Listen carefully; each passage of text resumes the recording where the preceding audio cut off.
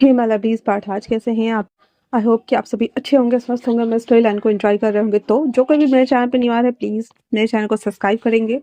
नए आ रहे हैं वो सभी, जितने भी पुराने लोग हैं वो सारे नोटिफिकेशन को ऑन करेंगे। चैनल को हाइप करना बिल्कुल नहीं भूलेंगे। स्टोरी अच्छी लगती है तो कमेंट्स करना भी नहीं भूलेंगे, ढेर सारा कमेंट्स करेंगे। एंड देन स्टोरी पसंद आती है तो मुझे सजेस्ट करना ज़रूर भूलेंगे। एंड जिन लोगों को स्टोरियाँ देनी है यार, मुझसे पूछा मत करो, कम्युनिटी में डाला करो, क्योंकि कमेंट्स में करोगे तो भूल जाओ, मेरे पास वो कभी नहीं आएँगे। तो आप कम्युनिटी पोस्ट में जाकर लिख कर आ सकते हो, तो वो मेरे पास आ जाएँगे, वरना जैसा आप लोगों को ठीक लगे वो कर सकते हो, क्या बोलूँ मैं। खैर छोड़ो, तो चलो हम आगे बढ़ते हैं। ये एक प्योर वांगसियन प्लस हिस्टोरिकल होने वाला है, तो आप लोगों को मज़ा आएगा। चलते हैं हम लोग, ठीक है? God realm. दुनिया पहले 2 धरातल पे बटी हुई थी। एक रेखा जो कि दोनों को अलग कर रही थी, और दुनिया में ऐसे बहुत सारी चीज़ें होती, बहुत सारे लोकाल्स होते हैं। तो जो गॉड रिलम्स के जो गॉड थे, उसमें से एक था जो कि डिसिपल्स को तैयार करते थे, जिसका नाम था शाओलांग। शाओलांग ने अपने सबसे काबिल शिष्य, जिसका नाम वी सॉ वी इंग है, मतलब कि उन्होंने अपना टाइटल भी उनको ऐड किया हुआ है, उसे भेजा डीमंस रिलम ये स्पाई करने के लिए। जिसके बाद अभी जो शाओलांग है वो गॉड रिलम के सबसे हाईएस्ट पीक पॉइंट्स, जहाँ से आप डीमन रिलम भी जा सकते हैं और वहाँ से आप गॉड रिलम के अंदर भी एंटर कर सकते हैं, उस पीक पॉइंट्स पे वो खड़े थे, जहाँ पर जो हमारा वीइंग है वो भागते हुए आता है और आते ही कहता है शिफा शिफा। तो जो शाओलांग है वो मुड़ जाता है और कहता है बोलो, मैंने तुम्हें जिस काम से भेजा था वो तुमने किया? तो विंग कहता है मुझे पता है, वो सेलेस्टाइल ब्लू फूल वो डेमन्स रेलम्स में ही फूलते हैं, और साल में एक बार उसे सींचने के लिए हमें खून सूर्य की ऊर्जा चाहिए। मैं उसे अपने साथ ले आऊंगा अगली बार जब आऊंगा तो सालंग बोलते हैं ये तो तुमने बिल्कुल सही कहा, लेकिन उसका क्या, जिस मकसद के लिए तुम्हें चुना गया है, क्योंकि तुम्हारी किस्मत उससे जुड़ी हुई है, इसलिए तुम्हें उसे मारना ही होगा। यह सुनकर विंग थोड़ा सा घबरा जाता है, एंड देन कहता है सिफा। तभी वहां पे अपेयर होता है हमारे डीमंस किंग लान, अनलाइन नहीं, सिर्फ ओनली वांग जी। तो वो जैसे ही अपेयर्स होता है वहां पे, तो जो हमारा सिफा था और जो विंग था वो दोनों साइड हो जाते हैं और उसे देखने लगते हैं। वांग जी कहता है, क्या कहा तुमने? मुझे मारना चाहते हो? मैं तो तुम्हारी चिंता कर रहा था कि तुम मुझे बिना बताए कहाँ चले गए, और तुम्हारे होने के संकेत यहाँ मिले मुझे, और तुम मेरे पीठ पीछे मुझे मारने की साजिश रच रहे हो। तो तुम एक बीस्ट नहीं हो? विंग जो कि घबराते हुए कहता है, मुझे माफ कर दो, मेरी किस्मत तुमसे जुड़ी हुई है और इसी वजह से मुझे तुम्हें मारना ही होगा। इतना बोल विंग अपने ओरिजिनल फॉर्म, जो कि गॉड रिलम्स के लोग हल्का येलो और व्हाइट के मिक्सचर सोने के तारों से बनी हुई जरी वाली वर्क के कपड़े पहनते थे, अपने ओरिजिनल फॉर्म में वो आ जाता है। जिसके बाद जो हमारा विंग था और जो सिफा सोलंग थे, वो दोनों मिलकर वांग जी के साथ फाइट करना स्टार्ट कर देते हैं। वांग जी अभी भी थोड़ा सा नम पड़ रहा था, क्योंकि वो विंग को हार्म नहीं कर सकता था, जी की जो लांग नहीं वांग जी, वो जो वांग जी है वो विंग को बहुत चाहता है और उसके साथ रहना चाहता है। इस वक्त वांग जी का जो रक्षक ड्रैगन बोल सकते हैं, जिसका नाम सीचैन है, वो भी उसके साथ नहीं है, इसलिए वांग जी अकेला था। सोलंग कहता है, तुम्हें याद होना चाहिए तुम्हें किस मकसद से चुना गया है। इतना बोलकर उसके हाथ में एक क्रिस्टल पकड़ा दिया जाता है और कहता है, इसके सीने में उतारो। विंग कहता है, शिफा मैं ये नहीं कर सकता, प्लीज। तो सोलंग कहता है, तुम्हें गुरु शिष्य परंपरा तो याद है ना, तुमने वचन दिया था और तुम्हें ये पूरा करना ही होगा, वरना तुम्हें मैं गॉड रिलम के अंदर जाने नहीं दूंगा और तुम्हें बर्खास्त कर दूंगा। तुम इस गॉड और डिमंस रिलम के बीच में फंस के रह जाओगे और तुम 3D रिलम में भी नहीं जा सकते। 3D रिलम यानी कि हमारी धरती, ठीक है? तो तुम 3D रिलम में भी कोई इंसानी रूप लेकर पैदा नहीं हो सकते हो। तुम्हारी आत्मा जन्म जन्मांतर के लिए भटकती रहेगी इसी जगह पर। ये सुनना हुआ ही था तो विंग उस छोटे से क्रिस्टल को, जो कि बड़ा वेपन्स में बदल गया था, जिसको थियोन बोलते हैं, थियोट, और वो बीच में एक पकड़ने वाला होता है और दोनों तरफ से ना भाले जैसा एकदम नुकीला होता है, जिसे आप चला सकते हैं एज अ वॉरियर, ठीक है?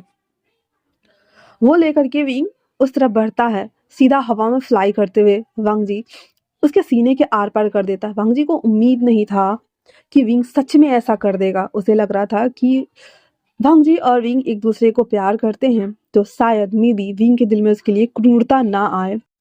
उसके सीने में उतारते ही कहता है, मुझे माफ कर दो, मुझे माफ कर दो। मेरा किस्मत मेरा किस्मत बदल नहीं सकता। मैंने चाहा, क्योंकि ये मैंने अपनी मर्जी से किया, लेकिन किस्मत को कभी बदला नहीं जा सकता। वांग जी कहता है, मैं समझ सकता हूँ।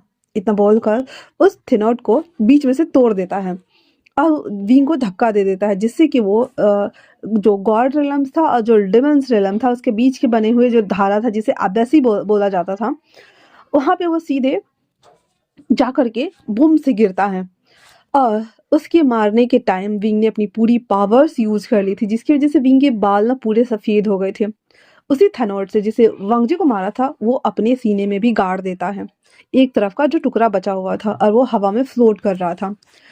विंग के मरने के बाद उसकी आत्मा जब निकलना स्टार्ट हुई, तो उसकी आत्मा का दो पार्ट हो चुके थे, क्योंकि एक तो आप अगर दुखी मन से कोई काम करते हो तो वो कभी अच्छा नहीं जाता है, जो कि अभी उसने अपने हाथों से अपने प्यार को मार दिया। इवन हमारे अंदर जो yin yang होता है, जो हमारे आत्मा को संरक्षित रखता है, तो दो पार्ट बने, जिसे दो जेड बना, एक इन और यांग। इन जो कि लड़की का होता है, वो सीधे पानी में गिर जाता है, और यांग जो कि एक जेड ही था, वो सीधे जाता है वांग जी के पास। वांग जी जो कि उस थेनोट को अभी भी पकड़ा हुआ था, उस थेनोट के सामने ही टकराते हुए वो जेड गिरा, जिसे वांग जी जब ऊपर देखता है तो विंग की बॉडी अभी भी दूर आसमान में फ्लोट हो रही थी। वांग जी की आंखों से आंसू निकल पड़े। उस जेड के ऊपर गिरा, उस जेड को हाथ में लिए हुए वो उस थेनोट को निकालने की कोशिश कर रहा था, लेकिन पूरी नाकाम कोशिश के बावजूद भी नहीं निकला। उस जेड में वो ब्लड लग गया था जो उसके हार्ट से आ रहा था। उसके बाद उसे वो अपनी चेस्ट में छुपा लेता है कपड़े के अंदर, और वो वहीं पे खड़ा हो जाता है। थोड़ी देर बाद सॉल वहां आता है कुछ गॉड मास्टर्स को लेकर के, और सब लोग उसे बिजली का झटका देने वाली सजा दे करके उसे बांध दिया जाता है, क्योंकि गॉड रिलम्स के जो किंग होते हैं वो भी गॉड डेमन किंग, मतलब कि वो डेमन गॉड भी तो होते हैं ना। डेमन्स ऐसा नहीं है कि सिर्फ नाम है, डीमंस तो बहुत बुरे ही होंगे, नहीं, सबका एक सोवियर होता है, जिसको जैसे होता है ना कि देवताओं के अंदर में बहुत सारे गन और गंधर्व यति वगैरह दिए जाते हैं, तो वैसे उसके अंदर में बहुत सारे बीस्ट और भूत वगैरह ऐसे दिए जाते हैं। तो वो किंग था प्लस गॉड भी था, दैट्स वाई उसे मार नहीं सकते थे, तो उसे वहां पर कैद कर दिया गया वांग जी को। वांग जी जिसके दोनों हाथ बंधे थे, हर एक साल में उसे उसके ऊपर बिजली की सजा दी जाती थी 5-5 मिनट के लिए, जिससे कि उसे याद रहे कि उसने क्या गलतियां किया है, और डेमन होने के नाते उसे गॉड से पंगे नहीं लेने चाहिए। इधर विंग उसकी बॉडी हवा में जैसे ही दोनों आत्माएं निकलती है, एक जो वांग जी के पास चला गया था, दूसरा पानी में गिर गया था, वो मर जाता है। पानी के अंदर विंग की जो इन वाली आत्मा गिरी थी, उससे विंग एक छोटे से मछली में तब्दील हो जाता है। तो सॉलंग उस मछली को उस पानी से निकाल करके और अपने पास रख लेता है, और उसे ले जाता है, और ये सोचता है कि जब ये बड़ी हो जाएगी तो मेरे जाने के बाद मैं अपना डिसिपल्स इसे ही बना दूंगा, ताकि मेरे काम को आगे ये बढ़ा सके। ये सोचकर वो विंग को उसमें छोटे से कटोरे में डालकर उसे पालने लगता है। ऑलमोस्ट 1000 साल बाद जब विंग उस फिश से एक इमोर्टल में बदल जाता है, मतलब कि फिश तो मोर्टल्स होते हैं ना, लेकिन वो गॉर्डरलम में था, दैट्स वाई 1000 साल बाद जब वो फिर से इंसान रूप लेता है, तो वापस से वो बहुत ही क्यूट बनी की तरह लग रहा होता है, जिसने वाइट कलर के कपड़े वेयर किए हुए थे, बहुत सारे ऐसे कटे फिटे टाइप से, जिसे कि उड़ो हवा में तो बहुत से ऐसे ना फ्लाइंग बनते थे, और उसके बालों के ऊपर छोटे छोटे से फिश के ग्लिफर्स आ रखे थे, जो कि वाइट कलर के ही थे, और उसकी आंखें बहुत ही खूबसूरत हिरन के जैसी थी। वो पहले तो मिरर में अपने आप को देखता है, और इधर उधर देखता है, जहाँ पे एक शख्स जो कि सावलंग था, वो चाय बना करके पीने की कोशिश कर रहा था। वो आते ही कहता है, मैं कौन हूँ? जैसे ही सावलंग विंग को देखता है, आश्चर्य हो रहा था, क्योंकि दोबारा जन्म लेने के बाद विंग का फेस स्ट्रक्चर चेंज हुआ था, क्योंकि उसके पास आधी आत्मा थी, आधी आत्मा तो वांग जी के पास थी, दैट्स वाई, लेकिन बहुत ही क्यूट गर्लिश वे में वो लग रहा था, तो उसका नाम इन रख देते हैं वो, इंग। तो जो सारंग था उसे बुलाते हैं आइंग। तो विंग कहता है वो उसे कहते हैं कि तुम मेरे आगे वाले डिसिपल्स होने वाले हो, इसलिए तुम्हें ये सारी किताबें पढ़नी होंगी, तुम्हें समझना होगा और तुम्हें ये भी सीखना होगा कि तुम कैसे बाकी जितने भी डिसिपल्स हैं उसे गाइड कर सकते हो, सिखा सकते हो, उसे एक अच्छा सा मार्शल आर्टिस्ट बना सकते हो। तो आइंग हाँ कर देता है। उसके बाद धीरे धीरे उसकी पढ़ाई लिखाई शुरू हो जाती है।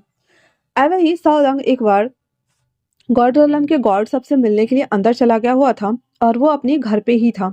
तो उसे समझ नहीं आ रहा था कि उसे क्या करना चाहिए, इसलिए आइंग इधर उधर घूमता हुआ बाहर आ जाता है। जैसे ही आता है उसे एक पहाड़ दिखाई देता है जो कि हवा में फ्लोट हो रहा था और कभी कभी अपनी पोजीशन चेंज कर लेता था। आइंग को बहुत उत्सुकता होती है तो वो उस पहाड़ पे चला जाता है और ये वही पहाड़ था जहाँ पे उसका सावलंग का और वी इंग का और साथ में वांगजी का फाइट हुआ था। वहां पे बहुत सारे ब्लड स्टेन, कांच के कुछ टुकड़े, अजीब सी चीजें सब थी जिसे देखकर वो उसे जैसे टच करता है उसे अजीब सा फील होता है और वो सीधे आ करते करते वो उसी अब्बसी में गिर गया था क्योंकि वो पहाड़ सीम उस अब्बसी के ऊपर था। जैसे ही उस अब्बसी में आहिंग गिरता है, इधर उधर घूमने के बाद कहता है ओह सेलेस्टियल फूल, ओ गॉड ये तो ब्लू कलर के, इतना बोलकर वो सेलेस्टियल फूल को तोड़ लेता है और उसे अपने इसमें ना रखता है। लेकिन जब वो वापस मुड़ता है सेलेस्टियल फूल वही था। कहता है हाँ ये क्या हुआ, फिर उसे तोड़ता है लेकिन फिर से वो वापस से अपनी जगह पे था, मतलब कि वो एक इल्यूजन था और कुछ भी नहीं। विंग कहता है धत्तेरी की छोड़ो, मुझे करना क्या है। फिर वह इधर उधर घूमना स्टार्ट कर देता है। सामने उसे एक शख्स बंधा हुआ देखता है। विंग कहता है हाँ ये कौन है, हाँ से क्यों बंधा हुआ है, ये बोलकर उसके पास जाता है। गोल गोल पूरा चक्कर काट कर आने के बाद कहता है ए तुम कौन हो। वांग जी जो कि जस्ट सजा 5-6 दिन पहले उसने जो बिजली गिराई जाती थी वो पूरी कर चुका था, उसे देखते हुए कहता है तुम कौन हो और यहाँ क्या कर रहे हो। हाँ विंग कहता है मैं तो मैं तो बहुत प्यारी सी छोटा सा वो हाँ मछली मछली हूँ, अभी अभी जस्ट मैं इमोर्टल हुआ हूँ ना। मुझे नहीं पता, ऐसे बोलकर वो आइस को ना बहुत ब्लिंक कर रहा था जैसे क्यूट बन के नहीं करते, मैं तो बहुत क्यूट हूँ ना इस तरह से।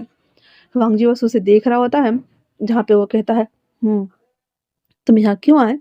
कहता वो सब छोड़ो, मैं यहाँ क्या करने आया क्या नहीं छोड़ो, तुम्हें किस बात की सजा मिली है। हाँ किसी की बिल्ली चुरा कर भागे थे बोलो, और ये तुम्हारे काले काले बाल ये थोड़े अजीब नहीं लग रहे। तो कहता है तुमने कंघी नहीं की, ई बदबू आ रही है, तुमने नहाया भी नहीं, ई तुम्हारे गंदे कपड़े ये क्या है, ये कोई फैशन है, तुम्हारे अंदर ये कांच किसने घुसा रखे हैं। इतना बोलकर विंग उसे जैसे टच करता है, भंगजी पहले तो ग्रोल करता है लेकिन जैसे उसे एहसास होता है कहता है तुम इसे निकाल सकते हो, तो तुमने ये कैसे किया। विंग कहता है कैसे का क्या मतलब, मैंने छुआ और ये निकल रहा है, दैट्स इट। फिर वो अपने हाथ हटा लेता है तो वांगजी कहता है तो इसे निकालो। विंग कहता है मैं क्यों निकालो, तुम पहले मुझे बताओ तुम हो कौन, तुम गॉड हो, डीमंस हो, बीस्ट हो या फिर कुछ और हो या कहीं और से आए हो, एलियन हो। वांग जी उसे घूर घूर कर देखते हुए कहता है निकालना है तो निकाल, नहीं तो जाओ यहाँ से। विंग कहता है मैं क्यों जाऊँ, ये तुम्हारा जगह है, तुमने ऑन किया है, नहीं ना, मैं तो यहाँ घूमूंगा, वैसे मुझे अपना नाम बताओगे तुम। वांग जी उसे कहता है मैं तुम्हारी तरह एक डिसिपल्स हूँ जिसे सजा मिली है और मास्टर ने मुझे यहाँ पे कैद कर दिया है, अब फुस अब निकालो। विंग कहता है बस इतनी सी बात, ठीक है। इतना बोल कर भी उसे खींचने लगता है।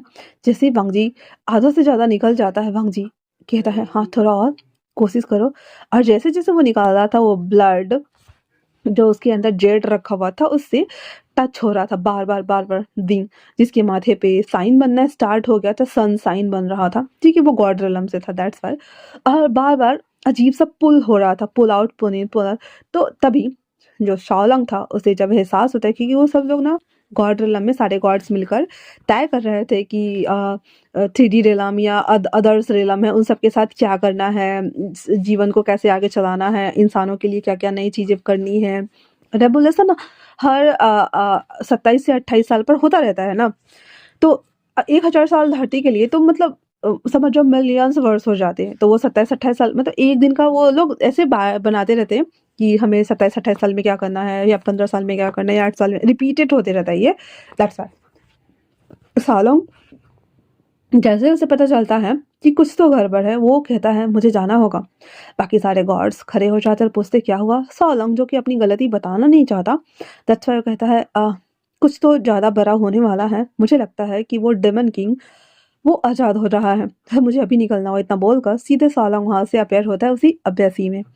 और वहीं दूसरी तरफ जो कि डेमन क्लैन में या नहीं नहीं डेमन रेलम में, जहाँ पे जो अभी के करंट किंग क्लैन है, वो जैसे ही ऐसे ना डोलते हैं ना धरती, तो वैसे डोलने वाले एहसास होते हैं। तो वो फट से उठ के बैठते हुए कहता है रेंडेन, जो कि रेंडेन उसकी बेटी है, वो कहता है ये क्या हो रहा है। रेंडेन कहती है लगता है भाई आज़ाद होने वाले हैं।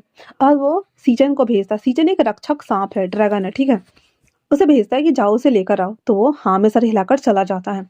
अब इधर थोड़ा सा ही बचा हुआ था निकालने के लिए, तो वो जब निकाल ही रहा था तो सोलंग आते हुए कहता है आई, ये क्या कर रहे हो, ये एक डीमन है। इतना सुनना हुआ था तो विंग कहता हाँ क्या, तुमने मुझे झूठ बोला, तुमने कहा तुम तो। पर वांग जी क्रीपी वाले स्माइल करते हुए उसे देख रहा होता है। विंग छुप जाता है जहाँ पे।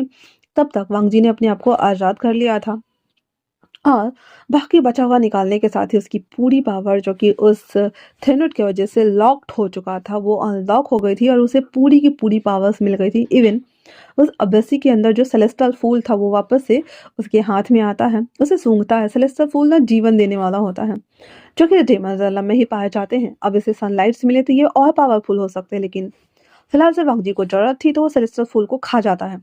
खाने के बाद बची खुची जितनी भी एनर्जी थी वो सारे इधर उधर से एब्जॉर्ब हो जाता है। एनर्जी हर चीज में होती है, मिट्टी, पत्थर, हवा, पानी, इवन किसी की बॉडी, कुछ भी, सब में एनर्जी होती है, ठीक है।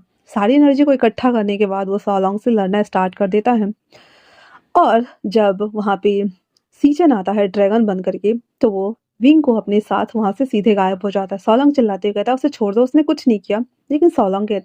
लेकिन वांग जी सोलंग से कहता है इसने मुझे आजाद कराया तो इसे मेरे साथ जाना होगा। इतना बोल वो विंग को लेकर के वहां से सीधे डिमन रेलने के लिए भाग जाता है। सोलंग चिल्लाते हुए कहता है आइंग, कोई बात नहीं, मैं तुम्हें वापस जरूर ले लूंगा। और इतना बोल कर वहां से चले जाते हैं, क्योंकि आइंग के अंदर इन्हीं पावर थी और उसे इमोर्टलिटी में बदलने वाला काम किया था सोलंग ने। तो जब आप मास्टर मतलब गुरु शिष्य परंपरा में जब आप किसी को अपना शिष्य बनाते हो ताकि आपकी पीढ़ी को वो आगे बढ़ा सके, तो मास्टर अपना कुछ अंश शिष्य में भी डालता है ताकि आप उसे ढूंढ सको या उसे गाइड कर सको सपनों के थ्रू या किसी भी तरीके से, ठीक है, या आध्यात्मिक क्षेत्र में जा करके। तो ये सोलंग ने किया था, दैट्स वाई वो बोल रहा था, ठीक है। अब डेमन रेलम में जहाँ पे जैसे वो लोग अपेयर होते हैं, अंकल और रेन दोनों बहुत खुश हो गए थे। अब वांग जी को गले लगा लेते हैं, क्योंकि सीधा 1000 साल बाद वो रिलीज हुआ था। जिसके बाद रेन कहती है भाई ये कौन है, अमेंग की गगा ये कौन है। तो वांग जी कहता है मुझे नहीं पता कि ये कौन है, पर इसी ने मुझे आजाद कराया तो मैं इसे यहाँ ले आया। रेनन कहती है क्या कहा, इस थेनट को इसने निकाला, इतनी पतली दुबली सी लड़की ये कैसा कर सकता है। तो कहता है लड़की नहीं नहीं ये लड़का है। तो कहता है सही कहा, मैं लड़का हूँ। तो कहता है तुम्हारी शक्ल, तो कहता है मैं तो एक मछली था, मुझे नहीं पता ये क्या हो रहा है।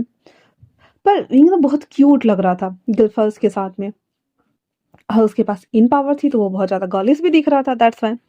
रेनन कहती है जो भी हो ये गॉड फिल्म से है, यहाँ नहीं रह सकता। विंग कहता मुझे जाने दो, मुझे यहाँ नहीं रहना, अब मैंने तुम्हारा कुछ नहीं बिगाड़ा।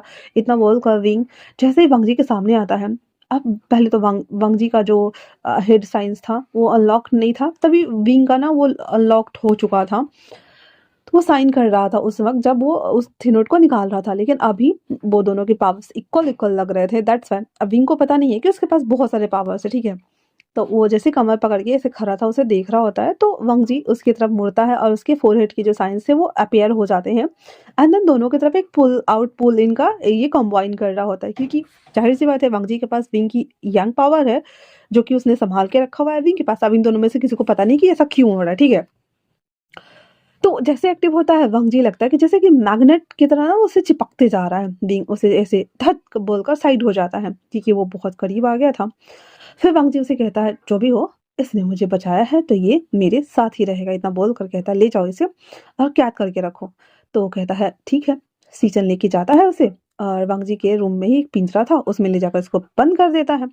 विंग कहता है एक तो मैंने इसकी जान बचाई, मुझे पता होता कि तुम डीमन हो तो मैं तो तुम्हें वही मार देती। हम्म, इतना बोल कर उधर वो बैठ जाता है मुंह फुलाते हुए। अब बैठा भी था क्या, उकरू मार के बैठ गया था।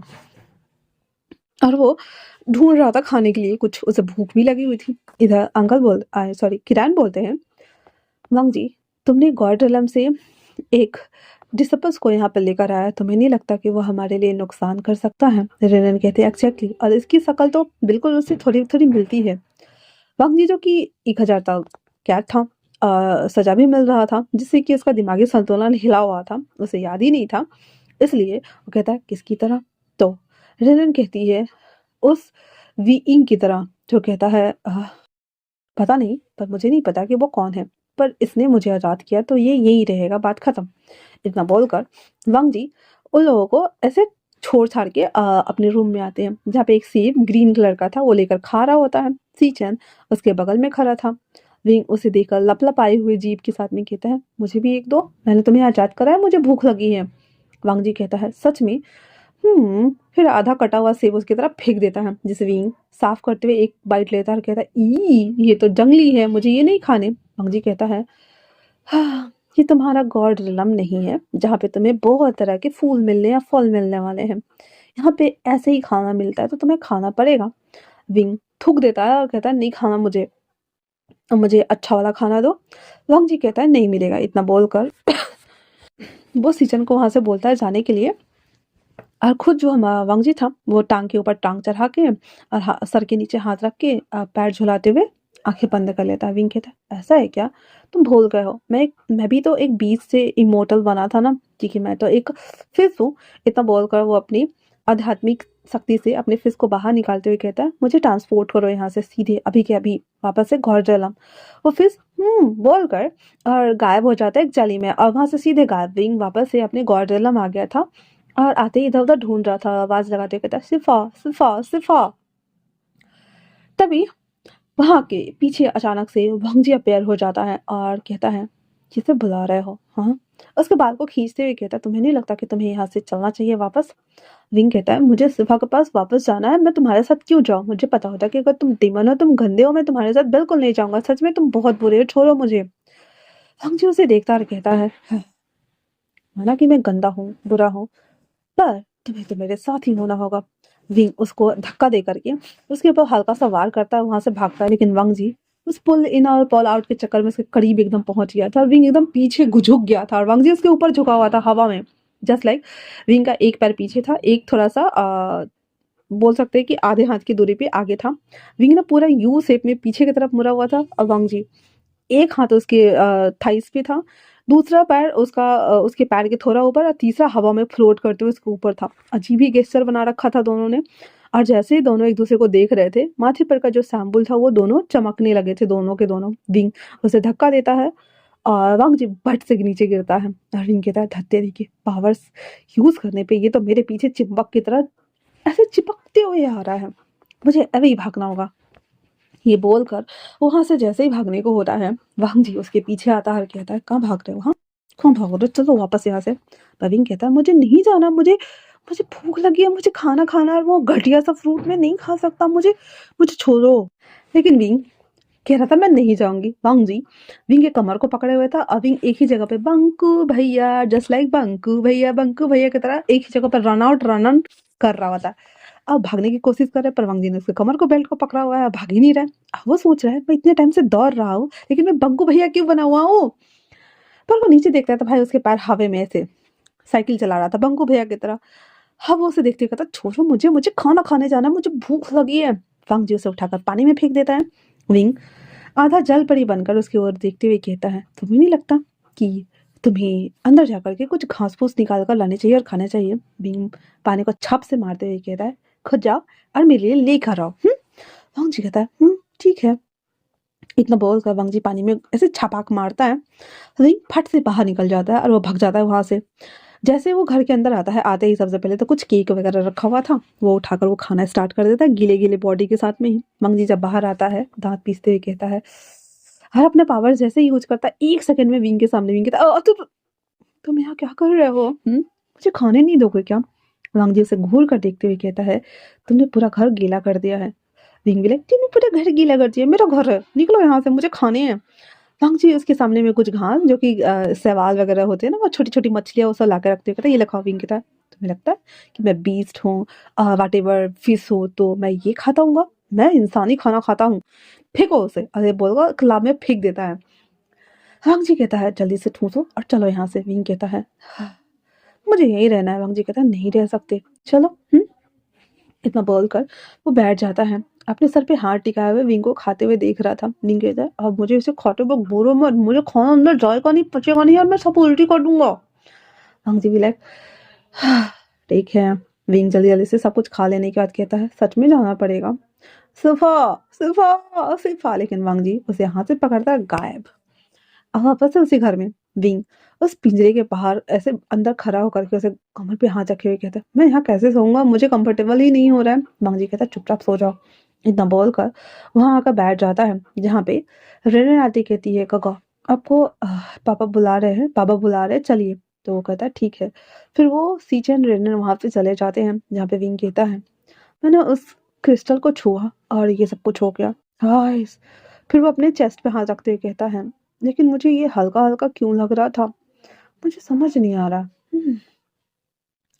इधर हम वांग जी सीजन और जो रेनन थे वो सब आ जाते हैं जहाँ पे किरेन बोलते हैं तुम्हें पता है उसकी शक्ल हल्का हल्का वी इंग की तरह मिलता है और ये वही है जिसने तुम्हें मारा। वांग जी कहता है अगर ऐसा है तो मैं खुद उसे जान से मार दूंगा, लेकिन उसे कोई कुछ नहीं कहेगा। हाँ, उसके बाद उसके रहने से मेरी पावर्स बढ़ जाती है और मैग्नेट जैसा फील होता है। तो रेनन कहती है काका आपको कुछ याद नहीं है? वांग जी कहता है मुझे कुछ भी याद नहीं है, इसलिए मैंने उसे रखा हुआ है, उस पर नजर रखना। रेनन कहती है जी काका। सीजन कहते हैं तो सिफा अब यहाँ पे सीजन क्योंकि ड्रैगन है तो ड्रैगन को पाल पोस के हजारों सालों तक उसे बड़ा किया जाता है। फिर जो उसका मालिक होता है उसे आप सिफा बोलते हैं, ठीक है। तो वो वांग जी से कहता है सिफा। वांग जी कहता है बोलो। सीजन कहता है आपको नहीं लगता कि आपको उस पर भरोसा नहीं करना चाहिए, वो पहले भी हमारा स्पाई बनकर आया था। ये बोलकर कि वो बेस्ट क्लान से है और यहाँ पे वो इमोर्टलिटी की शिक्षा लेने आया है, लेकिन आखिरकार उसने उसे मार दिया और इस बार वो खुद गॉड रेलम से सीधा अपेयर हुआ है और वो आपके सामने है। तो आपको नहीं लगता कि आपको उसे मार देना चाहिए? वांग जी जो कि उसे एक अजीब से अट्रैक्शन से बंधा हुआ था, उसे कुछ याद भी नहीं था, इसलिए कहता है कि उसे जब चाहे मार देगा वो, लेकिन फिलहाल से वो प्रॉब्लम नहीं है। जबकि वो आज़ाद हो गया है तो गॉड रेलम वाले उसे पकड़ने की फिर से कोशिश करेंगे। आज जितने भी सील्स वगैरह लगे हैं सबको तोड़ना होगा एक एक करके, ताकि हम अपने पावर को बढ़ा सकें। गॉड का काम क्या होता है? अपनी पावर को बढ़ाना, चाहे अच्छे वे में बढ़ाए या बुरे वे में बढ़ाए। तो अंकल कहते हैं, अंकल ने किरण कहते हैं कि अभी का राजा मैं हूँ और तुम्हें सबकी चिंता करने की जरूरत नहीं है। पहले फिलहाल से तुम अपने क्योर पर ध्यान दो, ये सब जब हो जाएगा तब। तो वांग जी कहता है मैं कभी भी राजा बनना ही नहीं चाहता था, अच्छा हुआ कि मेरे एब्सेंस में आप बन गए। मैं सोवियर ही रहना चाहता हूँ ताकि मैं इस क्लान को बचा सकूं, इस रेलम को बचा सकूं और जितने भी अदर बेस्ट क्लान से या अलग रेलम से या फोनिक्स रेलम से किसी भी रेलम से अगर कोई इमोर्टलिटी के लिए आए तो हम उसे अच्छा सा सुविधा दे सके। अब ऐसा नहीं था कि वो बेस्ट या फिर फोनिक्स या अदर किसी भी रेलम से था तो उसके पास घर नहीं था, पैलेस नहीं था, ऐसा नहीं था। जैसे गॉड रेलम था बहुत खूबसूरत था, वैसे ही डेमन रेलम भी था, बहुत खूबसूरत था। फर्क इतना था कि वहाँ पे अंधेरा ज्यादा था, उजाला कम था। वहाँ पे भी ऐश आराम थी, पैसे मतलब सोने चांदी खाना वगैरह सब कुछ अच्छा था उस इन्वायरमेंट के हिसाब से। और इधर सनलाइट्स ज्यादा वगैरह थी और वो अंधेरे में रहते थे, ये लोग उजाले में रहते थे, बस बात इतनी सी थी। पर सुख सुविधा पावर सबकी जैसे गॉड्स लोगों की होती सेम सेम सेम सेम थी। वांग जी जो कि बाकी सब लोगों को घूर घूर कर देख रहा होता है तो वापस से वो कहता है अंकल मैंने कहा ना मैं सोवियर ही ठीक हूँ, बस कुछ भी नहीं, मैं वापस जाता हूँ। अंकल कहते हैं जैसा तुम्हें ठीक लगे। यार किरण किरण ठीक है। वो जब वापस अपने कमरे में आता है तो विंग ना उस सेल को पकड़ के ना ऐसे बैठा हुआ था और वो सो रहा था। वांग जी उसे देखता है और कहता है तुम्हारे पास होने से मेरी पावर्स एक्टिव हो जाती है और मुझे कुछ याद नहीं है। मेरी बहन का कहना है कि तुमने मुझे मारा, इतना क्यूट होकर कोई मुझे मार सकता है क्या? तुम्हारे हाथ कितने सॉफ्ट हैं, तुम्हारी बॉडी कितनी पतली दुबली सी है, बस एक ही चीज का फर्क है कि तुम लड़की के बॉडी में लड़का आ गए हो। ये बोलकर वांग जी उसकी गालों को ऐसे खींच करके वापस से बेड पे चला जाता है। विंग उसे लग रहा था मच्छर ने काटा, वो गालों को सहलाते हुए जाकर के सो जाता है। जैसे ही वो सोया हुआ था उसकी पावर अचानक से एक्टिव होने लगती है, क्योंकि रात का टाइम था और विंग ना आराम से उसे टांग वांग पसार के सो रहा होता है। राम जी जैसे ही अपने दो खड़ा होता है, उसके दोनों पावर ना एक्टिव हो रहे थे। दोनों हाथ में दो तरह की पावर थी, एक तरफ से उसे हल्का सा ब्लू और वाइटिश निकल रहा था और दूसरी तरफ से उसकी ब्लैक रेड निकल रही थी। वांग जी को समझ नहीं आ रहा था। वो जैसे ही झाड़ता है पूरा कमरा ना अचानक से अंधेरे में बदल जाता है, कैंडल्स बुझ जाती है। वांग जी सीधे ना बेड पे पटक आ गया था और जब वो पलटता है तो सामने में विंग था। वो कहता है ये क्या है, क्योंकि विंग ना अपनी पावर्स को यूज कर रहा था सोते सोते। और वो मच्छर काटा था ना, तो वो अपने पास प्रोटेक्शन के लिए पावर्स यूज कर रहा था ताकि भाई उसे मच्छर दोबारा ना काटे। लेकिन इस मच्छर काटने के चक्कर में तो वांग जी का मोह मोह कर दिया विंग ने। वो उसे देखता है, उसकी आंखें बड़ी बड़ी, लेकिन विंग उसके कमर के ऊपर हाथ रख करके, एक टांग उसकी कमर पे रख करके उसके ऐसे चेस्ट में जाकर के सो जाता है। थोड़ी देर तक तो वांग जी हमारा चुपचाप उसे देख रहा होता है, लेकिन विंग जैसे ही कुत्ते की तरह सूंघता है ना, वो कहता है ई इतनी गंदी बदबू कहाँ से आ रही है। इतना बोलकर आंखें खोलते हुए वांग जी को एक लात मारकर नीचे गिराता है और कहता है छिया कितना गंदा बदबू है, नहाए नहीं हो क्या, अभी भी तुम्हारे कपड़े से बदबू आ रही है। और नाक बंद किए हुए बोल रहा था। वांग जी अपने कपड़ों को सूंघते हुए कहता है मुझे तो नहीं आ रही। विंग कहता है मेरे पॉइंट ऑफ व्यू से देखो ना, मैं कितना क्यूट सा हूँ और तुम खुद को देखो, ये काला कलूटा बन के क्यों घूमते रहते हो। हाँ, वांग जी कहता है "हाय, तो तुम मुझे विंग कहता है दूर दूर दूर, अब मैं बेड पे क्या कर रहा हूँ, वैसे ये बेड काफी अच्छा और मुलायम है, मैं यही सोऊंगा। इतना बोल को पसर जाता है। अब जब वो पसर जाता है तो हमारा वांग जी उसे सोते हुए बस बैठा हुआ देख रहा होता है, कहता है "हाँ, देखो तो मुझे लात मारकर नीचे गिराया और खुद आराम से सो रहा है। फिर वांग जी उतनी रात को उठकर बेचारा बाथरूम जाता है, रगड़ रगड़ कर खुद नहाता धुलता है, फिर वापस से दूसरे कपड़े पहनकर और उसे साइड ऐसे ना ऐसे हाथ को हटाकर ऐसे पटक देता है। पैर को भी उधर छितराया हुआ था तो पटक देता है।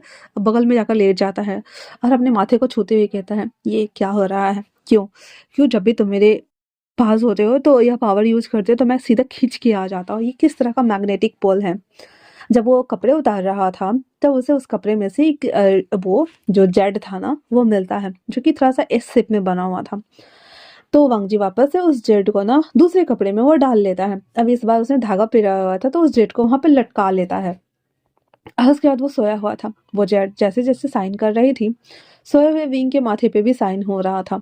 और जैसे ही विंग ने उसके बॉडी के ऊपर पैर रखा, धीरे धीरे करके विंग की जो पावर्स थी इन थी यांग के साथ मर्ज होने वाली ही थी कि वांग जी सीधा हो जाता है और विंग का पैर हटा देता है।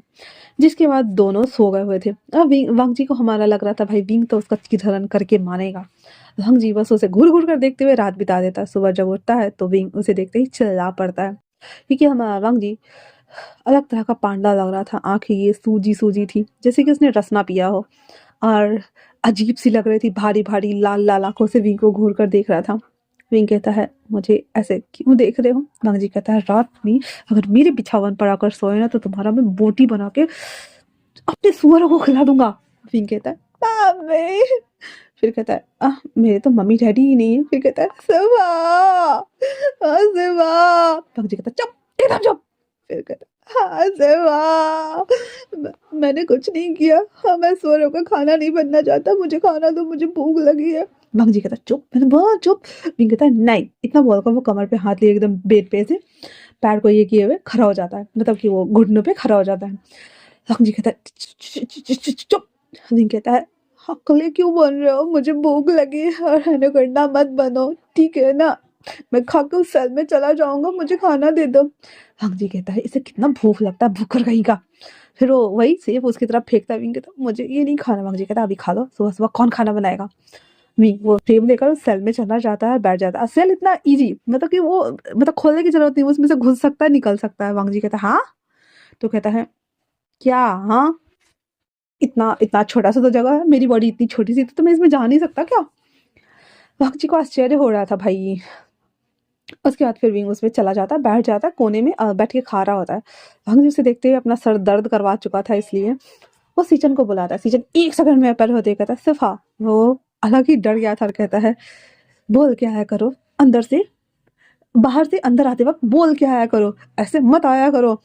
तो कहता है हाँ मैं समझ गया। और वो विंग को देख रहा था। उसके बाद कहता है क्या काम है। वांग जी कहता है जाओ इसके लिए अच्छा सा खाना बनाना, वो केक और वो मीठी मिठाइयाँ वगैरह होती है वो बना दो, ठीक है। सीजन कहता है पर हमें तो नहीं आता। भांग जी कहता है किसी को पकड़ कर लेकर आ जाओ, जाओ यहाँ से। तो सीजन कहता है गॉर्डलम से पकड़ कर लाना है। भांग जी कहता है "हाँ, हाँ, साढ़े साढ़े ऐसे लोग हमारे ही पास क्यों हैं? हाँ हाँ, गॉर्डलम से किसी रसोइया को पकड़ कर लेकर आओ जो कि खाना बना सके इसके लिए। तो कहता है जी। इतना बोलकर सीजन वहां से गायब।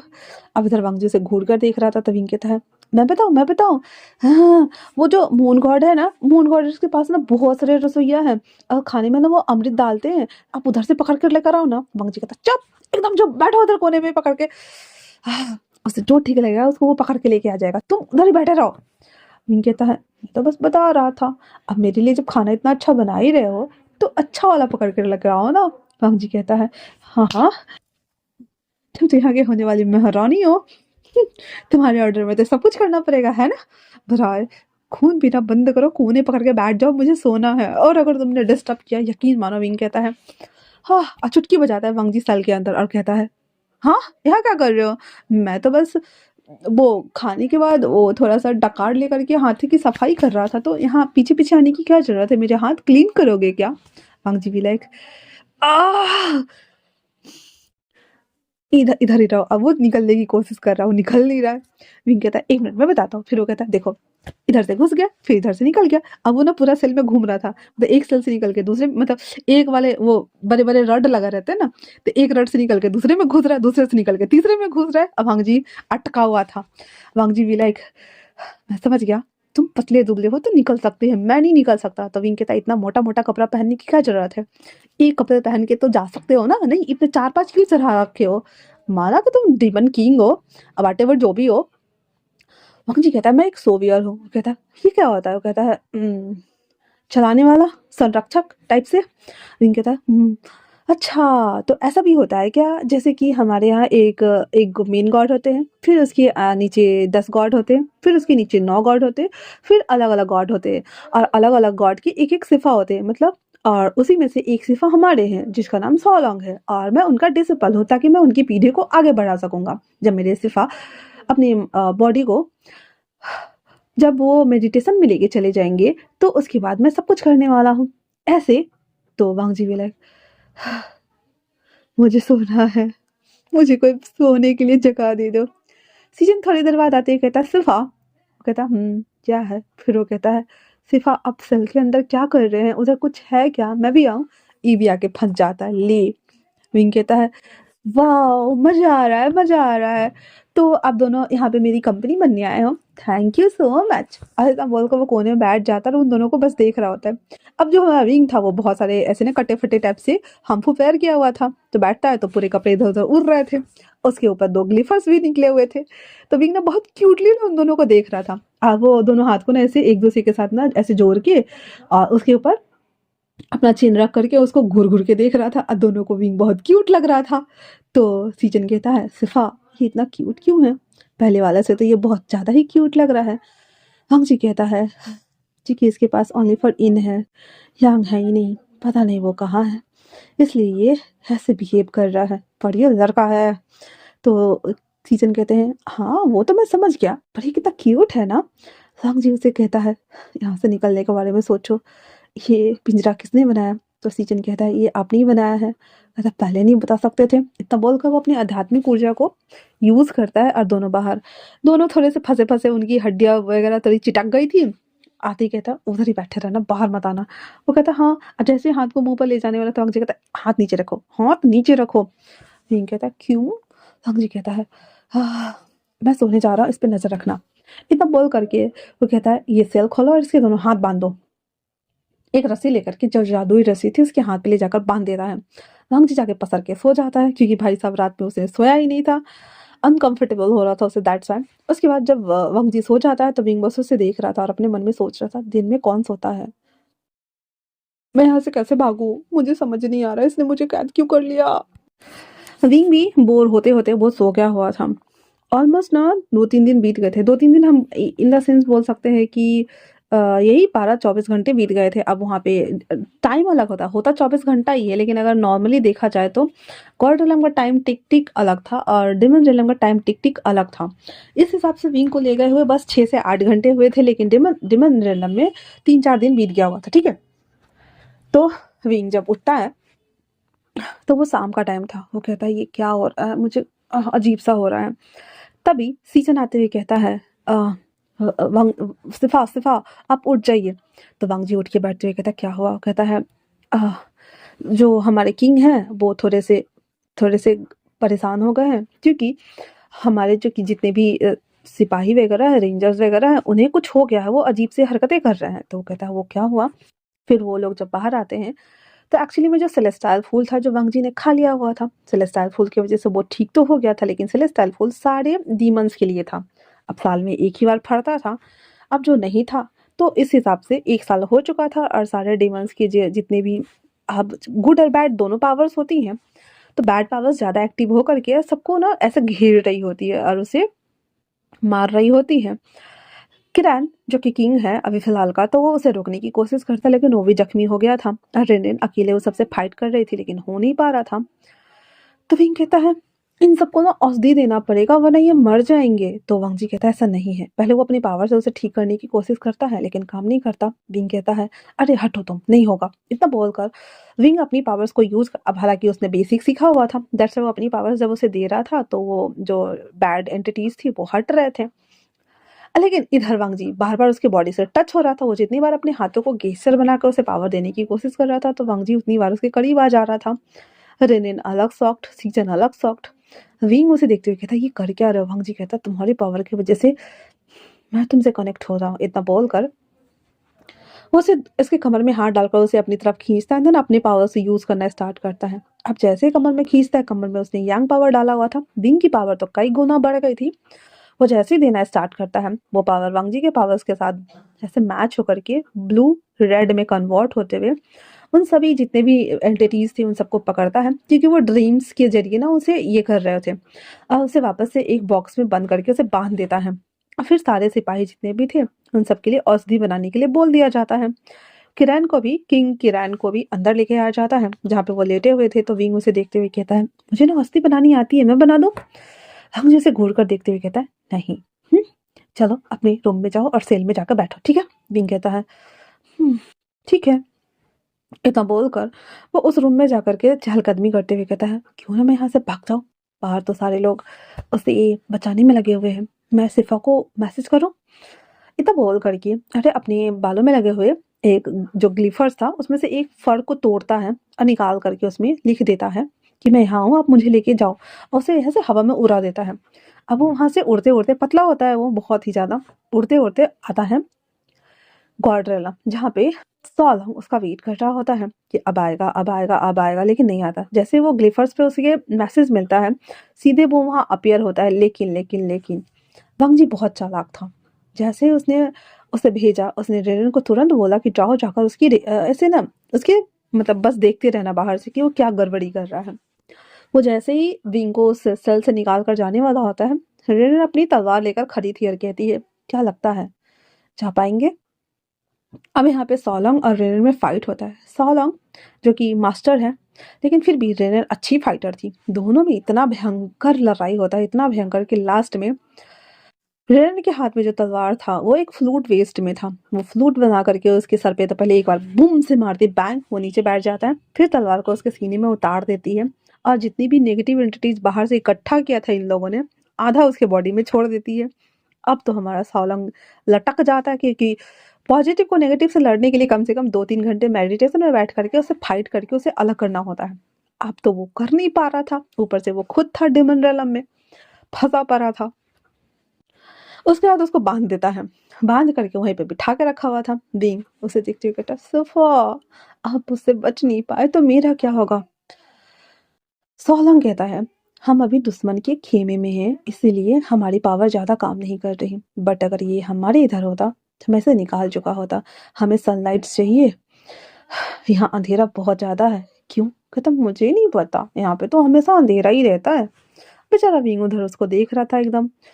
सोलंग भी लाइक हाँ, इसे कुछ याद नहीं है, पर कोई बात नहीं, जानने की ज़रूरत भी नहीं है और जब इसे याद आएगा तब तक 10,000 साल पूरे हो जाएँगे और तब तक ये मैच्योर भी हो चुका होगा। इसे सही और गलत खुद पता चल जाएगा। विंग तो हमारा उकरू मार के बैठे हुए उसे बार-बार बोलता, "सिफ़ा, सिफ़ा कुछ करो ना, हम चल रहे हैं, सिफ़ा।" अब इधर हिरन को दवाई वगैरह देने के बाद जब वो उसे हालत ठीक हो जाती है, तो रेनेन उसे बताने आती है कि उसे बाँध के रखा है। सी चैन, रेन रेन और वांगजी तीनों आते हैं जहाँ पे सॉलोंग को बाँध के रखा हुआ था और वो उसे देख रहा होता है। विंग ऐसा ना चिल्लाते हुए कहता है, क्या कर रहे हो? मेरे सिवा को छोड़ो। वांगजी उसे देखता और कहता है, अच्छा तुम्हारे सिवा को छोड़ दूं? छोड़ दूंगा। इतना बोलकर उसके ऊपर जैसे ही तलवार से मारने वाला था, विंग फट से उसमें से निकल कर आगे आते हुए कहता, मेरे सिवा को छोड़ो, मैंने बोला छोड़ो। उन्होंने कुछ नहीं किया और इतना बोलकर बैठ जाता है, उसके चेस्ट पे ऐसे सहलाते हुए कहता, सिफा सिफा। धीरे धीरे करके वो नेगेटिव एंटिटीज ना विंग के हाथों में लपटाते जा रही थी और जैसे ही लपटा कर निकला उसके हाथ से, सॉलोंग पूरी तरीके से आजाद हो गया था। विंग खड़ा होते ही कहता है, ये क्या हुआ? वांगजी कहता है, उसे एक प्योर हार्वेस्टिंग सोल चाहिए। नहीं, इतना बोलकर विंग को लेकर के वो बाहर आ जाता है और कहता है, इसे हटाओ। विंग कहता है, मैं कैसे हटाऊं? मुझे कैसे पता ये कैसे हटेंगे? वांगजी उसके हाथ को पकड़ते हुए कहता है, इसे मेरे पे ट्रांसफर करो। विंग कहता है, मैंने खुद नहीं लिया, ये खुद ही आया। उसके हाथ को पकड़ते हुए जैसे ही निकालने की कोशिश करता, उधर साओलॉन्ग रेनन को और सीजन को घायल करने के साथ ही आ गया था और सीधे आते ही विंग के सीने में ऐसे चाकू चाकू ने तलवार मार देता है, जिसकी वजह से वांग जी उल्टी कर देता है ब्लड की। विंग कहता है, सफा, ये क्या किया आपने? पर वांग जी उसको ऐसे ना उसके हाथ पे तलवार पे बीच में मारता है और उसे दूर कर देता है और वापस से वो विंग को लेकर के अपनी रूम में अपेयर हो जाता है डायरेक्ट, जहां उसे फेंकने के बाद कहता है, दवाई लेकर आओ मेरे लिए भी। और ये इतना बोलकर वहां बैठ जाता है मेडिटेशन पोस्चर में और खुद को ठीक करने की कोशिश कर रहा था, लेकिन नहीं हो रहा था। विंग जो कि अपने चेस्ट को पकड़े हुए खड़ा था, क्योंकि वहां पे उसे तलवार लगी थी और ब्लड की जगह पे ब्लू ब्लू कलर का कुछ निकल रहा था, जिसकी वजह से वो उसे देख रहा होता है। वांग जी अपने आप को नॉर्मल करने की कोशिश कर रहा था। सीजन भाग कर जाता है, दवाई लेकर आता है। वांग जी कहता है, जाओ यहाँ से। विंग जो कि बैठा हुआ था, वांग जी उसके ऊपर वो दवाई ऐसे लगाने वाला था, तो विंग कहता, ये क्या कर रहे हो? वांग जी कहता, चुप। फिर उसके ऊपर वो दवाई अप्लाई करके अपना वाला कोट उड़ा देता है और उसका पूरा ना बॉडी को ऐसे बांध बांध के लिटा देता है ताकि वो भागे ना। फिर वांग जी मेडिटेशन में बैठकर अपने आप को बैलेंस करने की कोशिश करने लगता है। इधर विंग उसकी बॉडी पे जो दवाई डाला गया था उसमें थोड़ा सा हिस्सा सेलेस्टाइल फूल का भी था, जिसके बाद वो अब्जॉर्ब करते हुए नए जो सेल्स थे ना उसे जनरेट करना स्टार्ट कर देता है, क्योंकि गॉड की जो तलवार होती है उसमें पावर्स बहुत ज़्यादा होती हैं। अब भले ही अंधेरे में वो कम काम करे वो अलग बात है, लेकिन काम तो करती है ना। तो विंग को हार्म तो हुआ था, लेकिन ये सर्वांग जी पर हो रहा था। इसलिए तो विंग आंखें खोलते हुए कहता, सिफा आपने ऐसा क्यों किया?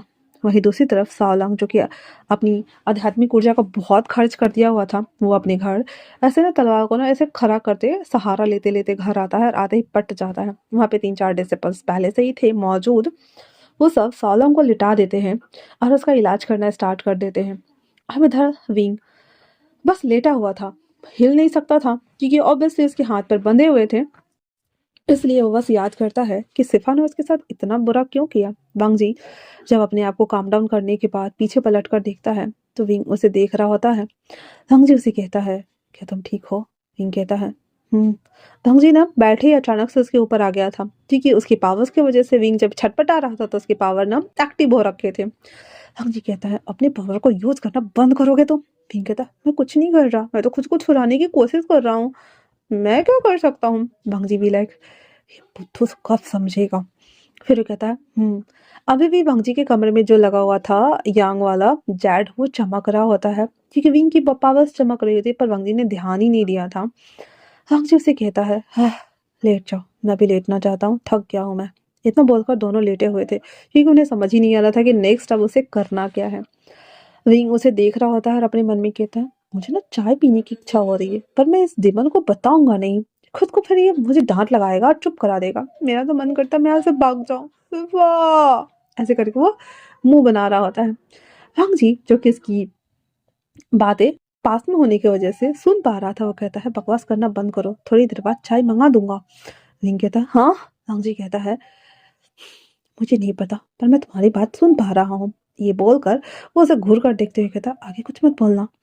विंग कहता फिर वो कहता सिवा। वांग जी अपना कान बंद कर लिया था क्योंकि विंग ने इतना जोर से चिल्लाया था कि वांग जी के कान के पर्दे ना फटने वाले थे एकदम से, कि बहुत ज्यादा इरिटेट हो रहा था विंग के चिल्लाने की वजह से। अचानक से उसके पास आते हुए इसका मुंह बंद कर देता है, जहाँ पे फिर से वांग जी और विंग का जो माथे पे बोल सकते लाइट्स थी ना, जो उसके फोरहेड पे बने हुए निशान की वजह से आ रहे होते हैं, वो फिर से चमकना स्टार्ट कर देता है। जिसके बाद वांग जी और विंग बस एक दूसरे को देख रहे होते हैं, जहाँ पे विंग आइस को बार-बार ब्लिंक करते हुए कहता है वांग जी कहता है चिल्लाया ना, मुंह में ना मगरमच्छ के छोटा बच्चा ठूंस दूंगा।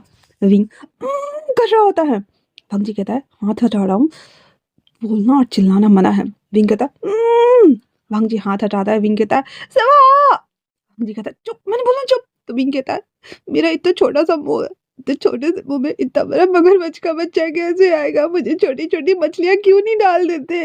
वांग जी कहता है हाँ। और कहता है आई मैं मेडिटेशन करके इस दर्द को ठीक करना चाहता हूँ, तुम्हें तलवार लगी है ना। हाँ। विंग कहता है पता नहीं खून की जगह पे ये क्या आ रहा है। तो वांग जी कहता है तुमने कहा ना कि तुम एक मछली थे। विंग कहता है दिखाऊं क्या। वांग जी कहता है नहीं, ऐसे ही लेटे रहो, अगर अगर मैं ठीक हो जाऊंगा तो तुम्हारा ये ठीक हो जाएगा, है ना। विंग कहता है हाँ सच में। वो कहता है सच में। फिर विंग कहता है ठीक है। अब इधर हम वांग जी वापस से मेडिटेशन में बैठ जाता है, जो कि विंग बोर हो रहा था और बिस्लक फू फू कर रहा होता है। वांग जी को अभी भी इरिटेशन हो रही थी, लेकिन फिर भी अब वो खुद को काम डाउन करने के अलावा उसके पास कोई ऑप्शन नहीं बचा था। दैट्स वाई थोड़ी देर बाद वांग जी अपनी पूरी पावर को वापस से इन और यांग को बैलेंस करने के साथ ही जब वो उसे ऐसे मर्ज कर रहा होता है अपने अंदर, क्योंकि वांग जी के पास ब्लैक पावर्स बहुत ज़्यादा थी, क्योंकि खुद वो डीमन गॉड्स है। दैट्स वाई तो जैसे जो विंग का जो यांग उसके पास जेड पेंडर था ना, वो साइन करने लगता है। विंग जो कि बैठे बैठे ही उसकी पावर्स एक्टिव हो गए थे, लेटे लेटे वो भी उठ के बैठ जाता है वांग जी से ऐसे ना बोलने के लिए, सुनो ना, ऐसे करने के लिए दोनों हाथ उठाकर उसके शोल्डर पे रखने ही वाला होता है। जो पावर वांग जी के अंदर इमर्ज हो रहा था उस यांग के साथ में मिक्स होकर के वही पावर विंग के अंदर भी जा रही होती, जिसके बाद धीरे धीरे करके विंग ठीक हो रहा था। विंग की बॉडी पूरी एनलाइटेड हो रही थी और वो हल्का फील कर रहा था। एक नीला रोशनी उसके चारों सराउंड इसे ना कवर कर रही होती है। थोड़ी देर बाद विंग अपनी आध्यात्मिक ऊर्जा से उस रस्सी को खोलने की कोशिश करता है, जो कि वांग जी की रस्सी थी और पावर्स मर्ज हो चुकी थी, तो वो खोल पाता है। खेलने खोलने के बाद वो खड़ा होते कहता है ये मैंने खोल लिया, मैंने खोल लिया, मैंने खोल लिया। वांग जी जब पलट कर देखता है तो आश्चर्य हो रहा था कि सच में विंग ने उसका बनाया हुआ जो रस्सी, जिसको आध्यात्मिक रस्सी हम बोल सकते हैं, तो उस आध्यात्मिक रस्सी को विंग ने कैसे खोल लिया। वांग जी उसके पास आते हुए उसे कहता है हाँ तो तुमने ये कैसे किया। विंग कहता है मुझे क्या पता, मैंने तो बस तुम्हारे बॉडी को टच किया था, उसके बाद तो ये अपने आप ही खुल गया। वांग जी समझ गया था कि इसका इसका पावर जो मर्ज हुआ पड़ा है, तो मतलब साफ है कि इसके पावर को वांग जी आराम से यूज कर सकता है और इसका पावर वांग जी विंग आइंग मतलब यूज कर सकता है। तो ये जानते हुए एक इविल स्मग करते हुए कहता है तुम्हें भूख लगी थी ना। विंग कहता वांग जी कहता है तो चलें। विंग कहता वांग जी विंग को लेकर के सीधे गॉडजिला अपेयर होता है। विंग कहता वाह हम सिफा के पास जा रहे हैं। वांग जी कहता है सिर्फ मैं और कौन।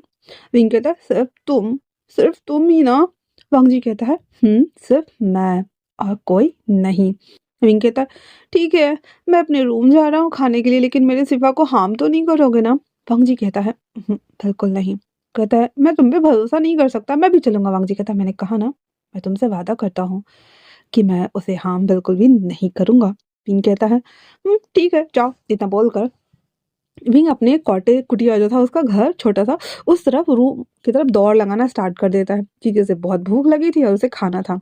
अब विंग का क्या था कि 2-3 घंटे में उसे बार बार भूख लग जाती थी। वांग जी आता है सावलान के पास। सावलान जो कि अभी जस्ट उनके डिसापल्स उसे ठीक करके चले गए हुए थे। अमून गॉड ने उसे अमृत दिया हुआ था, जिसकी वजह से उसकी बॉडी हील हो रही थी, तो उसके ऊपर पूरा एक परत जमा हुआ था रोशनी का। वांग जी आते ही उसके बगल में बैठते हुए कहता है कैसा हो। इसी वक्त अगर मैं आपको मार दूं तो। पहले भी आपने मेरी जान लेने की कोशिश की थी, जो कि अपना कामयाब हो गए थे, एंड देन दोबारा देखिए किस्मत का ख्याल। हालांकि आपको क्या लगता है, यहाँ पे वांग जी को याद नहीं है, पर फिर भी उसे मैनिपुलेट कर रहा था, जहाँ पे वो उसे देखते हुए कहता है, तुम उसे जाने दो, उसने कुछ नहीं किया है। तो वांग जी कहता है, ऐसे कैसे जाने दो, वो मेरे पिछले जन्म का साथी है और इस जन्म में वो वापस से मुझे मिला है, तो मैं शादी करूंगा और उसके साथ अपना घर बसाऊंगा ताकि उसकी पावर मुझसे मौज हो जाए, है ना। तो सालंग कहता है, ऐसा कभी नहीं होगा। मरने वक्त उसकी आत्मा दो टुकड़ों में बट गई थी, जिसमें से एक इन है और दूसरा यांग। वांग जी कहता है, ओ ऐसा है क्या, तो कोई बात नहीं, मैं इनसे शादी कर लेता हूँ। तो क्या होगा, वो बच्चे भी दे सकता है ना। सच में, है ना, इतना बोलना हुआ ही था। तो सावलान चिल्लाते हुए कहता है, लन वांग जी ऐसा कुछ नहीं करने वाले हो। वांग जी कहता है, हाँ, मेरे पुराने नाम से मत बुलाओ। कभी किसी टाइम जोन में मेरे माता पिता ने जब मुझे पैदा किया था और जब उन्हें पता चला था कि मैं डीमन हूँ, उन्होंने मुझे सड़क पे मरने के लिए फेंक दिया, क्योंकि मेरे माता पिता गॉड रेलम से थे, है ना। पर मेरे अंदर तो उन्होंने ही बर्थ दिया था, तो ये शक्तियाँ कहाँ से आई मुझे पता क्यों नहीं चला। सोलंग कहता है, अंधेरे का कोई रास्ता नहीं होता है, उन्हें चुना जाता है। तो भंगजी कहता है, तो क्या मैंने खुद को चुना था, जब मैंने अपने आप ही चुन लिया था खुद को। सोलंग कहते हैं, हर आत्मा का अपना एक पुनर्जीवन होता है जिसके लिए उसे चुना जाता है। तो तुम्हारी आत्मा ने खुद इस चीज के लिए चुना है जिसके लिए तुम्हें धिक्कार मिला, तुम्हें निर्दयता और क्रूरता के साथ में बड़ा किया गया, भूखा रखा गया, मारा पीटा गया और लास्ट में तुम्हें डीमन गॉड बना दिया गया। वांग जी, जिसके हाथ में एक अखरोट था, उसे कस के मरोड़ते हुए कहता है, अपने ही प्यार के हाथों, है ना। और क्या लगता है सॉलंग, मैं उसे जाने दूंगा? बिल्कुल भी नहीं। मुझे बताओगे कि उसकी यांग को उसके साथ मर्ज कैसे करूं? सॉलंग कहता है, जीते जी तो मैं कभी नहीं बताऊंगा। तो वांग जी कहता है, फिर मर क्यों नहीं जाते? हाँ, मर जाओ ना, ताकि वो सिफा सिफा चिल्लाना बंद कर दे। इतना बोल वांग जी अपना पूरा एकदम रौद्र लान वांग जी के चारों तरफ ना स्मोक बना हुआ था, एंड वो वापस से उसे जैसे ही अपने हथियार, छोटा सा खंजर था, उससे उसे मारने ही वाला था कि तभी वहां पे उसके कुछ डिसापल्स आ गए हुए थे, जिसे देखते ही लॉन्ग जी सीधे वहां से गायब होता है और विंग के रूम के पास अपेयर होता है, जहाँ पे उसे कहता है, हो गया, हमें भागना होगा। विंग कहता है, अरे रुको, मुझे खाना है, मुझे खाने तो दो। ऐसा बोलकर वो सब कुछ जल्दी जल्दी मुंह में डाले जा रहा था। जी कहता है, दोबारा आएंगे हम, चलो यहाँ से, अभी प्रॉब्लम हो गई है। तो कहता, क्या, शिवा को मारा? तो कहता, नहीं, वो मुझे मारने पे लगे हुए हैं। तो कहता, ओ अच्छा, चलो मैं बात करता हूँ। वांग जी लाइक, भागना है यहाँ से, चलो। अब वहां से उन्हें जाने के लिए रास्ता तक जाना तो था, क्योंकि वो वहां से अबेसी अबेसी से फिर वो लोग वहां से भागने वाले थे, इसलिए वो दोनों वहां से भागना स्टार्ट कर देते हैं। अब जैसे वो भाग रहे थे तो बाकी सारे डिसेबल्स भी अपने आप ही आ गए थे। आते आते जब वो लोग कॉर्नर पे आते, जहाँ से वो लोग अबेसी में जाते, तभी वहां पे कुछ गॉड्स भी आ गए थे। विंग उसके पास था। तो विंग कहता है, नहीं नहीं, ऐसा नहीं है, हम तो बस यहाँ पे सिफा को देखने आए थे, आप सबको गलत फहमी हो रही है। भांग जी कहता है, पीछे हटो। कमर में लगा हुआ बेल्ट को खोलता है और उससे तलवार बनाता है। जैसे उसे मारने के लिए जाने वाला था, विंग उसके पीछे आते चिपकते हुए कहता है, आ भाग जी कहता, कर क्या रहा हो? विंग कहता, मुझे क्या पता, हवा में फ्लाई कर रहे हो तो मैं खुद कर रहा हूँ। भांग जी भी लाइक, फिर वो कहता है, एक मिनट रुको। और इतना बोलकर उसकी कमर में जो वो यांग था, वो उसी यांग को निकाल कर विंग के हाथ में देते हुए कहता है, इस पत्थर को लो, वहां पे खड़ा हो जाओ। अब वांग जी को याद नहीं है कि ये विंग का ही यांग है, जिसकी वजह से ये पुल आउट थोड़ी देर के लिए रुक सकता है। जैसे विंग के हाथ में वो यांग आता है, वो उसे देखते हुए कहता है, ये कितना खूबसूरत है, इस जैसा लग रहा है। इतना बोलकर उसे देखने में लगा हुआ था, तब तक इधर वांग जी सारे गॉड से और बाकी डिसेबल्स जितने भी थे उन सब से फाइट करना स्टार्ट करता है। धीरे धीरे करके, जब धीरे धीरे करके और गॉड्स वगैरह आ रहे होते हैं, तो अब उसे लगा कि अब वो नहीं जी सकता, इसलिए कहता है, जंप। विंग भी हाँ, कहता है, जंप। फिर उसका हाथ पकड़कर सीधे अबेसी में कूद जाता है। अब कोई भी गॉड या कोई भी डिसेबल्स अब ऐसे में कूदने की गलती कोई नहीं कर सकता था। दैट्स वाई वो सब लोग वहीं पे रुक जाते हैं और कहते हैं, हमें चलकर सालों को देखना चाहिए। वो लोग जब सालों को देखने आते हैं, तब तक वांग जी, जो कि विंग के अंदर से वो सारा डीमंस निकाल चुका था, वापस से सालों के अंदर डाल चुका था और उसके बाद वहां से भाग गया था। उसे देखते ही कहता है, अब हम इसका उपाय कैसे करें? तो सालंग कहता है, एक प्योर आत्मा जिसका बलि देना पड़ेगा, उसके बाद ये खुश हो जाएगा और वापस से काल में मिक्स्ड हो जाएगा। तो सभी गॉड लोग बोलते हैं, तो इसका उपाय? सालंग कहता है, मुझे पता है। इतना बोलकर वो लेटा हुआ था, जिससे ब्लड की उल्टियाँ आ रही थी। अब उसके बाद इधर जो हमारा वांग जी और ये दोनों थे, वो भगाते हैं। वापस से अपने रलम में आने के बाद हाँफते हुए पीछे देख रहे होते और कहते हैं, हाँ बच गया बाबा। विंग ना चढ़ते हुए एकदम से उसके सामने आते हुए कहता है, मुझे बताओ, तुमने बोला था कि तुम सिफा के ऊपर हमला नहीं करने वाले, खुद को सोवियर बोलते हो, तो फिर ऐसे हरकतें क्यों करते रहते हो डीमन किंग वाली? तो वांग जी उसे देखते हुए कहता है, तो क्या उसे मारने देता खुद को? वो मुझे मार नहीं आ रहे थे तो क्या करता? विंग भी लाइक, हाँ हाँ, तो फिर भी ऐसा नहीं करना चाहिए था, मतलब कि वो। वांग जी कहता, चुप, एकदम चुप, मुंह बंद कर, इतना बोल कर उसको खींच खींच के लेके जा रहा होता है। अब जो विंग था उसके हाथ में वो यांग था, तो उसकी थोड़ी पावर बढ़ी हुई लग रही थी, तो वांग जी कहता, एक मिनट, वो मुझे देना। तो उसके हाथ से छीन कर वापस से वो रख लेता और कहता, चलो। फिर विंग जैसे तो पहले था, पतला दुबला हल्का सा फाय जैसा, वैसा हो गया था। उसे खींचते खींचते ले आता है, ऊपर पटक देता है। उसके बाद वो वापस चला जाता है किंग किरैन के पास, जहाँ पे ट्रिन और जो सीजन थे वो सब खड़े थे। तो वांग जी आकर सारा वाक्यांश बता देता है। मतलब ये नहीं बताता कि वो क्यों गया था, वो बस देखने के लिए गया था, उस पावर को रिटर्न करने के लिए गया था, ये बोलता है वो। उसके बाद ये सब कुछ हुआ तो वो बता देता है। किरण कहते हैं, इन लोगों का मन ना बढ़ता ही जा रहा है, इन्हें समझ में नहीं आ रहा है कि हम लोग पहले से आगे जाकर कुछ नहीं कर रहे, तो इन्हें नहीं करना चाहिए। पता नहीं क्यों वो तुम्हें मारने पे लगे हुए हैं। वांग जी भी कहता है, ये तो होता ही रहता है, चलिए छोड़िए, जाने देते हैं। पर हमें अपनी सेना को बहुत ज़्यादा मजबूत करना होगा। जब मैंने सेलेस्टाइल फूल खाया था, इसके लिए मुझे क्या करना चाहिए? लैन किरैन, जो कि किरैन थे, वो बोलते हैं, तुम्हें उस जगह वापस जाना होगा उस केव में, और उसके ऊपर अपना ब्लड देना होगा, क्योंकि डेमन्स किंग होने के नाते तुम्हारे ब्लड से वो वापस से फूलने वाले हैं। जब वो फूल जाएंगे तो आ, उसे वापस से सारे डेमन्स में ऐसे थोड़ा थोड़ा करके बांटना पड़ेगा। तो कहता है, ठीक है। इतना बोलकर वो वापस से आकर सोया हुआ था। तो विंग ना वापस से उस केज के अंदर जाके बैठ गया हुआ था। अब जब बैठ गया हुआ था, तो उसे देखते ही कहता है, तो मैं कब आज़ाद होने वाला हूँ? हंग जैसे कुछ भी नहीं बोलता और कहता है, मैं कीप जा रहा हूँ, चलना चाहोगे? हिंग उसे देखते कहता, हाँ हाँ हाँ, फट से उस सेल से बाहर आ जाता है बिना खोले। मतलब वो अंदर जा रहा था, बाहर भी निकल रहा था, क्योंकि वो सेल के अंदर आराम से चला जा सकता था, इसलिए। तो वांग जी कहता है, हाँ, कितना ईजी है इसके लिए। फिर उसे लेकर के उस केव की तरफ वो चला जाता है। जहाँ पे वो आता है, तो वो जो सेलेस्टाइल फूल का जो पेड़ था ना, उसके ऊपर वो पहले अपना हाथ काटता है। हाथ काटने के बाद उसमें ब्लड गिरा देता है। गिराते हुए विंग कहता है, "ये क्या किया?" वांग जी कहता है, मेडिटेशन करना है, वहाँ चलो। जब वो दोनों अंदर आते हैं, तो एक स्टैचू रखा हुआ था, जो कि डीमंस गॉड के थे, जो कि सबसे पहले डीमंस गॉड बने थे उसके। तो विंग कहता है, ये कौन है? तो वांग जी कहता है, ये हमारे पूर्वज है। तो वो दोनों एक दूसरे को देखते हैं, कहते हैं, ओह। बीइंग उसे ग्रीट करता है 3 बार। वांग जी से देखते हुए आश्चर्य हो रहा था और कहता है, ये क्या कर रहे हो? कहता है, तो तुमने कहा ना ये तुम्हारे पूर्वज है। फिर वो दोनों वहाँ पे बैठ जाते हैं, जहाँ पे दोनों एक दूसरे को देखते हैं, फिर मेडिटेशन में बैठ जाते हैं। वांग जी अपने हाथ को जैसे सीधा करता, विंग उसके हाथ को तरफ झुकने वाला था कि वांग जी पूरी उसकी तरफ झुकते हुए कहता है, रहो मुझसे। विंग कहता, माफ कर देना, माफ कर देना। फिर इतना बोलकर वो दोनों मेडिटेशन में बैठ जाते हैं। थोड़ी देर बाद धीरे धीरे करके वांग जी की पावर बहुत ज़्यादा एक हाई पीक पे जा रही थी। वो उसकी पूरी बॉडी कांप रही थी। जो कटा हुआ भाग था, वो धीरे धीरे करके अपने आप ही बंद हो गया था। वांग जी की पूरी बॉडी हिल रही थी। विंग कहता है, डीमन गॉड, क्या हुआ, क्या हुआ? मुझे डर लग रहा है। वांग जी पूरा हवा में फ्लोट कर रहा था, उसके बाल खुल गए थे, सभी चीजें। विंग को कुछ समझ नहीं आ रहा था। वो उसे पकड़ने की कोशिश कर रहा था, लेकिन हवा इतना तेज था, मतलब कि पावर्स का जो फोर्स था वो इतना ज़्यादा तेज था। विंग जैसे जैसे करके धीरे धीरे करके उसके समीप आते उसे पकड़ता है, लेकिन नहीं हो रहा था। विंग कहता है, नीचे आओ, ऊपर क्यों जा रहे हो?" उसका पैर खींचते हुए जैसे ऊपर आते कहता है, सिट।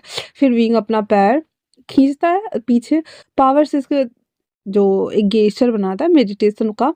उसके बाद उसकी तरफ ऐसे पुल करना के स्टार्ट करता है, ताकि वो उसे खींच सके, लेकिन विंग फिर हवा में फ्लाई होते हुए वांग जी के सामने था। वांग जी आंखें खोलते ही विंग को कैच कर चुका था, जहाँ पे वापस से वांग जी के फोरहेड से लाइट्स निकलती और विंग के फोरहेड में चली जाती, फिर दोनों नीचे आ जाते हैं। विंग वांग जी के ऊपर सीधे ऐसे गिरा पड़ा था, और वांग जी बस उसे देख रहा था। पहली बार फिर से वांग जी का दिल उसके लिए धड़क रहा था। वांग जी उसे देख रहा होता है, जहाँ पे विंग कहता है, वो इतना बोलकर उसके हाथ को हटाते ही फट से अपने पावर से एक प्लेट मिठाई ऐसे ना जादू वाले पैदा कर देता है, और उसके सामने रखते हुए कहता है, ये खाओ। शुगर की कमी हो जाएगी ना, तो ये इससे ठीक हो जाएगा। इतना बोलकर उसके मुँह में वो मिठाई ठूस देता है और दूसरी तरफ देखने लगता है जहाँ पे वांगजी बस उसे देख रहा होता है। फिर उस मिठाई को मुँह में लेकर चबाने लगता है। वांगजी कहता है इतना बुरा भी नहीं है। विंग कहता है आते वक़्त कुछ मिठाई मैंने कुनियन बैग में डाले थे। उसी में से ये कुछ है। हम चलते हैं यहाँ से, हो गया ना? वांगजी कहता है फिर जब वो अपने हाथ देखता है तो उसके हाथ ऐसे ना हील हो गए थे। फिर वो दोनों वहाँ से निकल जाते हैं। तो विंग कहता है हम मार्केट घूमने चलें? वांगजी कहता है चल सकते हो। फिर वो दोनों मार्केट घूमने के लिए निकल जाते हैं। अब जो कि सब कुछ वैसा ही स्ट्रक्चर था, गाँव, मोहल्ला, शहर सब कुछ सेम ही था। बस फ़र्क इतना था, ग्वालरेलम में उजाला था, रोशनी था, सूर्य था। पर डिमंसरेला में ना रोशनी थी, ना उजाला था, ना ही कुछ। उधर जिनकी पावर्स बहुत ज़्यादा है पीक पे होती थी, उनके पावर से वहाँ पे हल्की-फुल्की रोशनी रहती थी। बाकी हर जगह अंधेरा-अंधेरा ही रहता था और अगर रोशनी होती तो येलो कलर की होती थी, ठीक है? तो हल्का-फुल्का कहीं-कहीं रोशनी था और कैंडल्स वगैरह जल रहे थे, तो वो सब था। विंग उस मार्केट को घूम रहा होता है और वांगजी उसके साथ में बस चल रहा होता है। विंग बहुत खुश था क्योंकि पहली बार वो किसी डीमन रिलम में आकर डीमन वाली जगह पर आकर मार्केट में घूम रहा है जहाँ पे अंधेरे में भी मार्केट बहुत खूबसूरत दिख रहा था। वहाँ पे भी खाने-पीने वाली चीज़ थी लेकिन उसी टाइप की जो वो लोग खाते-पीते थे। वहाँ पे भी मेकअप वगैरह का सामान मिल रहा था। वहाँ पे भी मतलब ज्वेलरी वगैरह मिल रहे थे लेकिन जो ट्राइब्स में जो यूज़ होने वाले ज्वेलरी होती थी ना, उस तरह के ज्वेलरी वगैरह मिलते थे वहाँ पे। विंग ना भाग कर जाता है एक दुकान पर, कहता है वाह यहाँ पे मेकअप का सामान मिलता है, मैं कुछ नहीं लेके आया, मुझे दिला दो ना प्लीज प्लीज प्लीज। हंग जी उसे देखते हुए कहता है नहीं इसकी कोई जरूरत नहीं। जाने लगता विंग अपने दोनों हाथों को ऐसे ऐसे अच्छे से एक दूसरे के साथ इंटेंगल करते हुए बहुत क्यूटली, प्लीज ना ना ना ना ना ना प्लीज ना प्लीज प्लीज प्लीज दिला दो दिला दो दिला दो प्लीज ना ना, ऐसे आइज ब्लिंक कर रहा था। भंग जी कहता है इसकी क्यूटनेस ना जान ले लेगी मेरी। फिर कहता जो चाहिए ले लो। फिर भी जल्दी-जल्दी से ना उसमें से थोड़े से पाउडर, लिपस्टिक वगैरह, आई शैडो सॉरी सब ना जितना भी उसको मेकअप का समझ में आया वो सब उठा लेता है। उसके बाद कहता है 1 मिनट, तो कहता है हाँ, कहता है मैं ये अप्लाई करना चाहता हूँ। कहता है किस पे? कहता है अब पे और किस पे? इतना बोलकर उसे पकड़ता है जहाँ पे उसके दोनों चिक्स पे हल्का-हल्का ब्लश लगाता है, फिर नोज़ पे लगाता है, फिर लिपस्टिक लगाते हुए कहता है देखो दुकानदार वाली जो थी वो तो देख के अलग ही हँस रही थी। और वांगजी जैसे ही देखता है वो कहता है आह! ये क्या किया तुमने? विंग भी लाइक कितने हैंडसम तो लग रहे हो। ऐसे तो अजीब से बन के घूम रहे थे और बदबू भी आती है। पर इससे तो लड़कियाँ इम्प्रेस्ड हो जाएगी ना, फिर डरावने नहीं लगोगे। इतना बोलकर अपने हैंड्स को वी गेस्चर में बनाते हुए इसके आस्तीन को पकड़ के उसे खींच रहा होता है। जहाँ पे वो जो दुकान वाली थी वो कहती है आपकी पत्नी बहुत प्यारी है, कितना अच्छे से आपको तैयार किया है। किंग आप रहने दीजिए ना। तो वांग जी उसे देखते हुए कहता है फिर वो एक पेपर लेकर पोस्ट देता कहता है चलो यहाँ से। पिंक कहता है आप नहीं रहने देंगे? वांग जी भी लग मुँह बंद करो, कहता है तुम बहुत दोस्त हो। और इतना बोलकर पीछे हो लेता है। फिर वांग जी आते हुए कहता है वो सारा सामान दे दीजिए। बिंग कहता है हाँ थैंक यू। अब वो ले लेता है। फिर वो कहता है ए होला होला। तो वांग जी कहता है क्या हुआ? वो कहता है वो वाले पाँच मुझे दिला दो ना, वो काफ़ी खूबसूरत है, उस पे एम्ब्रॉयडरी काफ़ी अच्छी है। तो वांग जी फिर से मुँह बना रहा था। विंग कहता ना प्लीज़ ना प्लीज़ ना प्लीज़ ना। वांग जी कहता फिर विंग ना उसमें से 2 पाउच उठाता है। तो वांग जी कहता है 2 किस लिए? विंग कहता है 1 तुम्हारी बहन के लिए। तो वांग जी भी लाइक क्यों? कहता है वो भी तो लड़की है ना, उसे भी तो मन करता होगा ये सभी चीज़ें का, इसलिए। चलो। फिर इतना बोलकर वो उसके साथ हो लेता है। जहाँ पे वांग जी बस विंग को देख रहा था क्योंकि एक तरह से देखा जाए तो विंग को किडनैप करके लाया गया था। बट हमारा विंग इतना चिल मार रहा था, जॉली नेचर का विंग एकदम चिल आउट, नहीं कोई टेंशन नहीं, हम खर्चा करवाएंगे तुमसे फ्यूचर में होने वाले हस्बैंड जी।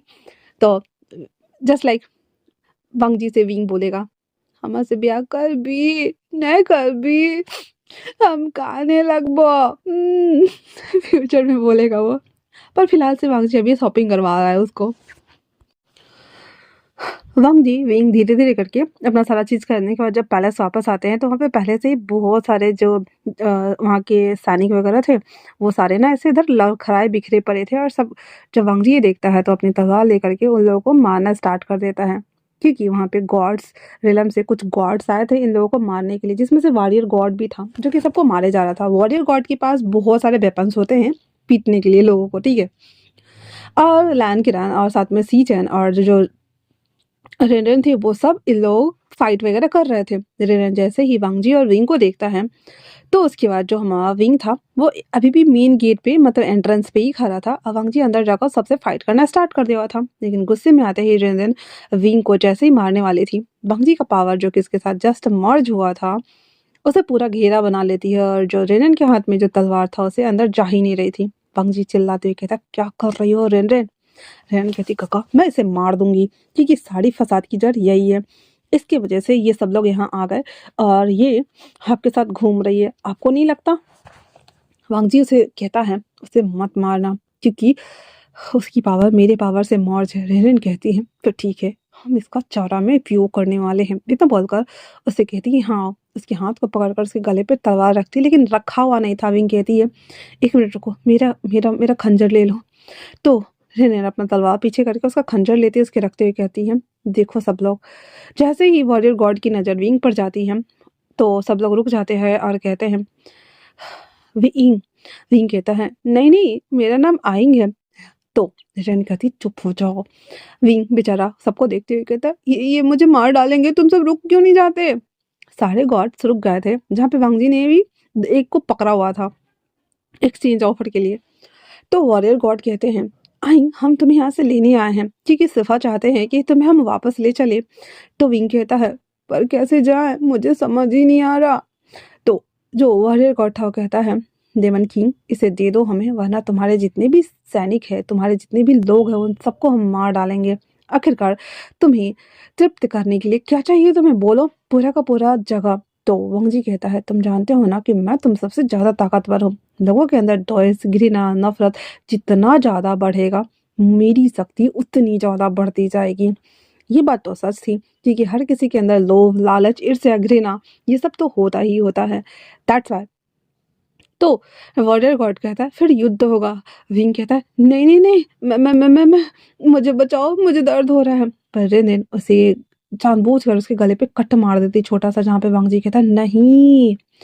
वांगजी उसके पास आता, तब तक वॉरियर गॉड विंग को ऐसे ले करके सारे गायब हो गए थे, जहाँ पे वांगजी धम से एकदम नीचे बैठ गया था। अभी भी रेरेन के हाथ में वो जो चाकू जो विंग ने दिया था वो था। वो कहता है, काका काका। वांगजी इतने गुस्से में था कि वो रेरेन को हवा में फ्लोट कर देता, कहता है, क्या तुम सब लोग भूल गई हो कि मैं डीमन किंग हूँ, था और हमेशा ही रहूंगा। मेरे एब्सेंस में अगर कोई भी कुछ भी बनता है, इसका मतलब ये नहीं है कि उसके पास सुपीरियर पावर आ जाएंगी। किंग कोई भी बन सकता है, लेकिन डेमन किंग मैं ही रहने वाला हूँ। इतना बोलकर रेनर को पटक देता है, जहाँ पे रेनर को चोट आ गई थी। और वो कहता है, सीजन सीजन भागते हुए कहता है, जी सिफा। वो कहता है, मुझे उसे वापस लाना है। इतना बोलकर जब वो लोग बैरियर के पास आते हैं, अब ऐसी तक तो आ गए थे, लेकिन गॉड रिलम्स का जो बैरियर था वो बहुत मजबूत हो चुका था। वो एंटर नहीं कर पा रहा था। बहुत तरीका अप्लाई किया उसने, लेकिन नहीं जा पा रहा था। अब वो उसे बिल्कुल समझ नहीं आया। वो सीजन के ऊपर खड़ा था, क्योंकि सीजन ड्रैगन फॉर्म में था, और कहता है, मुझे उसे लेकर आना है वापस। तो जी कहता है, एक काम कर सकता हूँ। वापस से वो अपने पावर्स को अप्लाई करता है, लेकिन नहीं हो रहा था। अब इधर जो हमारा वांगजी था वो कहता है, मैं जा क्यों नहीं पा रहा हूँ, जबकि। तो सीजन कहता है, सिफा मे बी शायद वो अप्लाई करे तो आप जा पाए। वांगजी कहता है, मुझे यहीं रहना उसके लिए। इतना बोल कर वो वहीं पे उसका वेट कर रहा होता है। इधर विंग उसे लेकर के सब लोग वहाँ पे सोलंग के जो कॉटेज था वहाँ पे अपेयर होता है, जहाँ पे वॉगर उसे बोलते हैं, वॉरियर गॉड, कि विंग क्या तुम ठीक हो? क्योंकि इन सब में जो हमारा विंग था वो भी वॉरियर गॉड के सेना में ही था, और वो भी बहुत अच्छा लड़ाका था। दैट्स वाई उसे स्पाई करने के लिए भेजा गया था। अब हमारे आइन को तो याद ही नहीं है। वो कहता है, वॉरियर गॉड उसके पास आते हुए कहता है, मैं हूँ हेंजाओ। तो कहता है, हेंजाओ? कहता, कहता है, ये मेरा दोस्त है ना? कहता है, ग्रीट करता है, देन कहता है वापस से हेंजाओ। तो तुम्हें सच में कुछ याद नहीं है? भीम कहता है, मुझे क्या याद होना चाहिए? तभी सोलंग कहता है, उसे कुछ याद नहीं है। तो हिंसाओ कहता है, ठीक है, मैं समझ गया। और इतना बोलकर कहता है, मैं शाम में दोबारा आऊँगा, तुम मास्टर का ख्याल रखना। इतना बोलकर वो सब लोग वहाँ से चले गए थे। बिंग आती कहता, सिफा। सोलंग कहता है, मेरे पास जो डेमोनिक पावर्स है उसे उसे दूर करने के लिए तुम्हारी ज़रूरत लगेगी, इसलिए चलो। तो विंग कहता है ठीक है। सॉलंग उठकर बैठता है और एक चक्र तैयार करता है, उसके ऊपर वो खुद बैठता है बीच में, उसके सामने विंग को बैठने के लिए बोलता है, इन यांग की पोजीशन बनाता है और विंग का हाथ मांगता है। दोनों हाथ जैसे ऊपर हवा में एक दूसरे के साथ टच होते हैं, जैसे कि प्रणाम वाले मुद्रा में। तो एक हाथ जो हमारा विंग का था, दूसरा हाथ हमारा सॉलंग का था। तो दोनों ऐसे यिन यांग का पूरा गेस्चर बनाने के बाद एनर्जी ट्रांसफॉर्म करना स्टार्ट करते हैं। अब जो कि हमारे विंग की एनर्जी वांगजी की एनर्जी से मर्ज हो चुकी थी, ऊपर से विंग के पास ओनली फॉर इन पावर थी। सॉलंग ट्रांसफर कर ही नहीं पा रहा था, क्योंकि हमारे जीवन चक्र को चलाने के लिए इन और यांग दोनों लगते हैं। अब वांगजी के पास यांग था और विंग के पास ओनली फॉर इन है। दैट्स व्हाई वो ट्रांसफर हो ही नहीं रही थी, हो ही नहीं रही थी, हो ही नहीं रही थी। सॉलंग जिसे समझ नहीं आ रहा था कि वो क्या करेगा, तभी उसे याद आता है कि जब उसने विंग को मारा तो वांगजी ने ब्लड की उल्टियाँ की थी। वो समझ गया था कि इसका आधा हिस्सा हो ना हो उसी के पास है, इसलिए कहता है मेरे पास एक उपाय है। तो कहता है क्या? सॉलंग कहता है मुझे नहीं पता, लेकिन मुझे लगता है कि तुम्हारे आत्मा का आधा अंश उस डेमन किंग के पास में है। विंग सरप्राइज्ड होते हुए कहता है सिफा। सॉलंग कहता है अगर तुम पाना चाहते हो तो उसे यहाँ पे लाना होगा, और जैसे ही वो आएगा उसे तुम्हें मारना होगा। विंग कहता है सिफा। कहता है क्यों? तुम्हें अपना आधा हिस्सा नहीं चाहिए? जब तुम उसे मार डालोगे तो तुम्हें अपना आधा हिस्सा मिल जाएगा और तुम्हारी पूरी पावर वापस आ जाएगी। एक यही उपाय बचा हुआ है। विंग कहता है तो इसके लिए हमें क्या करना होगा? सॉलंग कहता है बैरियर वाले जेल में चलो, वहाँ पे डाल देता हूँ। तो कहता है नहीं नहीं, तो फिर वो गड़बड़ हो जाएगा, फिर मुझसे पूछा जाएगा ना। तो कहता ये भी सही है। तो वो कहता है मैं क्यों ना आप मुझे किसी ऐसी जगह बंद कर दे जहाँ पे पॉजिटिव ऊर्जा बहुत ज़्यादा हो। तो सॉलंग कहता है ये भी सही है, क्योंकि उसकी पावर वहाँ पे ज़्यादा देर तक टिक नहीं पाएगी। फिर इतना बोलकर वो लोग एक हेल्स जैसा, मतलब बोल सकते हैं मेडिटेशन वगैरह कराते हैं ना, एक पूरा हॉल टाइप का एरिया होता है वो, जहाँ पे बहुत बड़े गॉड की प्रतिमा रखी जाती है जिस तरह उस तरह से। तो फिर वो दोनों ना उसको उधर लेकर के आते हैं और वहाँ पे वो बैठा दिया जाता है। अब ये लगे इनके इंसेस्टर लोग होते हैं, ठीक है, जहाँ पे सबने समाधि ली होती है। तो विंग को वहाँ पे बंद कर देते हैं और सॉलंग कहता है उसे तुम बुला सकते हो, मैं तब तक बैरक को ठीक करके आता हूँ, ताकि उसके आने जाने के लिए थोड़ी सी भी वीक होगी तो वो आ जाएगा। विंग ओके बोल देता है। सॉलंग वहाँ से चला जाता है, जो बैरियर लगाया था उस बैरियर को थोड़ा कमजोर करने के लिए। सॉलंग उसके बाद वहाँ से चला जाता है। विंग के अंदर अभी वो सारी डेमोनिक पावर थी, बट फिर भी विंग जैसे ही अपनी पावर्स का यूज बार बार मेडिटेशन पोस्चर में कर रहा होता है, वांगजी ने कितनी बार बैरियर को तोड़कर वहां तक, क्योंकि वांगजी ना उस तरफ खींच रहा था, लेकिन बैरियर अभी भी बहुत स्ट्रांग था। दैट्स वाई वो जा नहीं पा रहा था। पर लास्टली जैसे बैरियर थोड़ा लूज हुआ, वांगजी अचानक से विंग के सामने प्रकट होते ही कहता है आइंग। विंग कहता है मैं यहाँ हूँ। तो वांगजी उसे देखते हुए कहता है तुम ठीक हो और यहाँ क्या कर रहे हो? तभी अचानक से बहुत सारे लाइट्स आ गई थी और जहाँ पे वांगजी कैप्चर हो गया था। जिसके बाद वांगजी कहता है ये क्या है? तो विंग कहता है मेरे सिफा चाहते थे कि तुम यहाँ आओ, इसलिए आना पड़ा। तो बोलकर अपना हैंड को वांगजी के हैंड से चिपका देता है और कहता है तो वांगजी कहते हैं ये क्या कर रहे हो? विंग कहता है बस एक काम और कुछ नहीं। इतना बोलने के साथ ही उस स्ट्रक्चर के पास वांगजी को लाके जबरदस्ती वो सारी जो लाइट्स थी ना उसे ऐसे बांधी हुई थी। विंग नीचे बैठा हुआ था।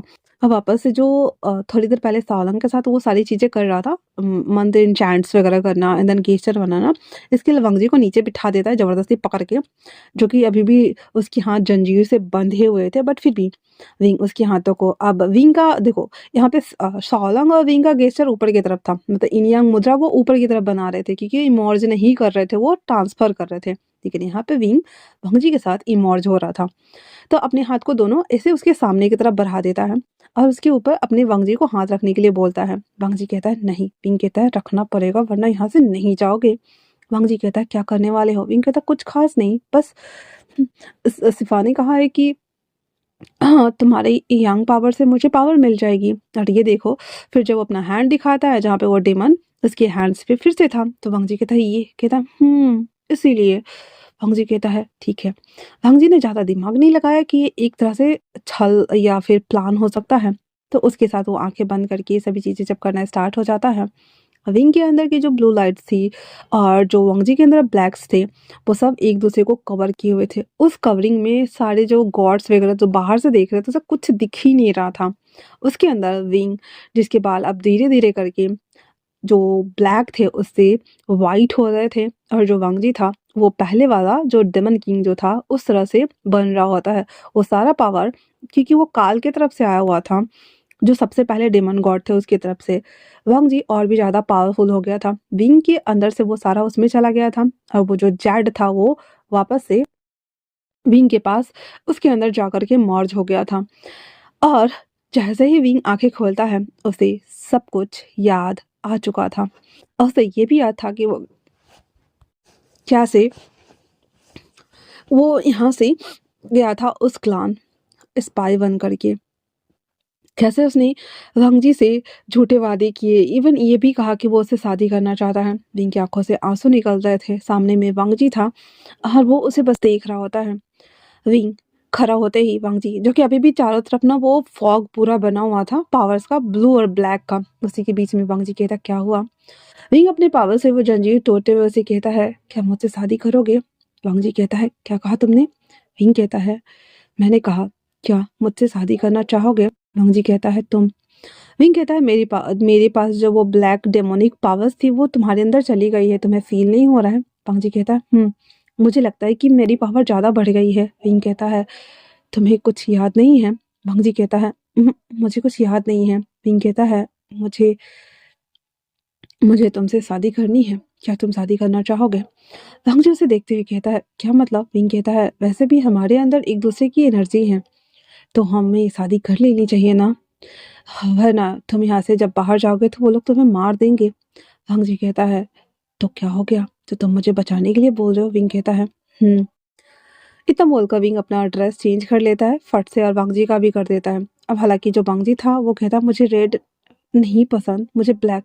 तो फिर विंग ना उसके ब्लैक रेड मिक्स कर देता है, और विंग का पूरा रेड था। उसके बाद कहता है चलो शादी करते हैं। विंग कहता है सच में। कहता अभी भी 1 घंटा इसको पूरा होने में टाइम है, यहाँ पे हमारे सारे इंसिस्टर हैं। इतना बोलकर वो उस फॉग से बाहर निकलता है, अभी भी वो पूरे फॉग के अंदर ही था, लेकिन फिर भी मेन जो उसके इंसिस्टर थे वहां पे जाता है। वो दोनों उसे ग्रीट करते हैं, ग्रीट करने के साथ 3 बार ऐसे बो डाउन करते हैं, जिससे कि वो शादी हो जाती है उनकी। वो सब कुछ कर लेने के बाद उसे कहता है अब वक्त आ गया है कि हम बाहर चले, है ना। तो कहता है ठीक है। वो सब कुछ खत्म होने के बाद जैसे ही बाहर आते हैं वहां पे सारे गॉड्स वगैरह थे, इवन सॉलंग भी था। विंग को रेड कपड़ों में देख करके सॉलंग कहता है आइंग। आइंग कहता है आइंग नहीं, पी पुष्यन। मुझे सब कुछ याद आ गया है सफा, और मुझे ये भी याद आ गया है कि आप किस तरह से मुझे इस डेमोनिक पावर्स के जरिए मारना चाहते थे। क्यों, मेरी सोल को बलि देने के लिए। आखिर आप लोग ऐसा क्यों कर रहे हैं। हाँ, तो वो जो कहता है समय चक्र हर बार बदलता रहता है। सहस्त्र सालों में एक बार जब ऐसा टाइम आता है जब हमें 2 सोल चुनने पड़ते हैं, एक अच्छा और एक बुरा। बुरा सोल जो कि आगे जाकर डेमन किंग का वारिस या गद्दी पे बैठने वाला होता है, जो कि नेक्स्ट डेमन गॉड्स होते हैं। और दूसरा सोल जो कि उनके लिए बनाए जाते हैं ताकि वो कभी भी मर्ज ना हो सके, और अगर वो हो जाएंगे तो उनका पावर्स कई गुना बढ़ जाएगा, हमसे ज़्यादा शक्तिशाली। इसलिए दूसरे सोल को हमें खत्म करना होता है हर टाइम जोन में, और ये हर बार सहस्त्र टाइम के बाद आता ही आता है। विंग कहता है तो पिछली बार हम दोनों को मारने का यही मकसद था। सोलन कहता है जन्म के समय तुम अद्भुत चिन्ह के साथ पैदा हुए थे, तुम एक ह्यूमंस बीइंग थे। हम तुम्हें उठाकर यहाँ इस रेलम में लेकर आए, तुम्हें पाल पोस कर बड़ा किया, फिर कल्टीवेशन सिखाई, इन यांग बैलेंस करना सिखाया, गॉड की तरह तुम्हें एक वॉरियर बनाया। वॉरियर गॉड ने तुम्हें वो सारी चीज़ें सिखाई जो तुम्हें सीखनी चाहिए, क्योंकि हमने तुम्हें परिपूर्ण किया था सिर्फ और सिर्फ डेमन किंग को मारने के लिए। विंग कहता है उसके बाद मुझे स्पाई बनाकर डेमन रेलम भेज दिया, है ना। वांग जी कहता है पर मुझे कुछ याद क्यों नहीं है। विंग कहता है कोई बात नहीं, याद नहीं है तो याद आ जाएगी। इतना बोलकर विंग कहता है पीछे हटो। वांग जी कहता क्यों। इतना बोलने के साथ ही वो अपने फुल पावर में था, जैसे कि पहले वो था। उसने अपनी बड़ी लंबी सी तलवार निकाली जो कि क्रिस्टल की बनी हुई थी, और सब लोगों को कहता है आज यहाँ पे मैं रहूंगी या फिर आप सब लोग। इतना बोलकर वो एस की तरफ दौड़ता है, तो सारे गॉड विंग से लड़ाई करने लगे थे। अब जो हमारा वांगजी था वो भी उन लोगों से लड़ने के लिए आ गया था। बैरियर पहले ही कमजोर हो रखा था, तो रेन रेन और सीजन भी आ गए हुए थे। वो लोग भी लड़ाई कर रहे होते हैं। ऑलमोस्ट ना लड़ाई ना मतलब चल रही थी। अब हम इंडिया के टाइम से मतलब ऐसे 24 घंटे के टाइम से देखे तो लड़ाई उन लोगों में होते होते 6 महीने 7 महीने हो गए थे, लेकिन एंडिंग नज़र ही नहीं आ रहा था। रेन जो कि अभी भी आइंग का जो चाकू था वो अभी भी उसके पास था, वो सीधे निकालती है और आइंग को सीने के आर पार कर देती है, जिसके बाद आइंग सीधे आई मीन की विंग ब्लड की उल्टियाँ करते हुए नीचे गिरते हुए कहता है रेन। रेन कहती है अगर आपके मरने से सभी चीज़ें शांत हो जाती है तो आपको मर जाना चाहिए। इतना सुनना हुआ ही था तो वांग जी कहता है नहीं, वो मेरी पत्नी है, मैंने और उसने शादी कर ली है। रेन कहती है काका ये क्या कह रहे हैं आप, कभी भी डेमंस और गॉड्स एक नहीं हो सकते। विंग उसे देखते हुए कहता है वांग जी, और इतना बोलने के साथ ही अपने ब्लड वाले हाथ से वांग जी के गाल को टच करता है और उसके बाद कहता है नहीं नहीं आंखें बंद मत करना। इतना बोलने के साथ ही वो वांग जी विंग को लेता है, लेने के साथ ही सीधे गायब। अब इधर जो हमारा सीजन था वो भी उसके पीछे भागता है। वो दोनों उसके ऊपर बैठे हुए थे जहाँ पे वो कहता है जल्दी चलो, मुझे नहीं पता पर कोई सेफ जगह ले जाओ।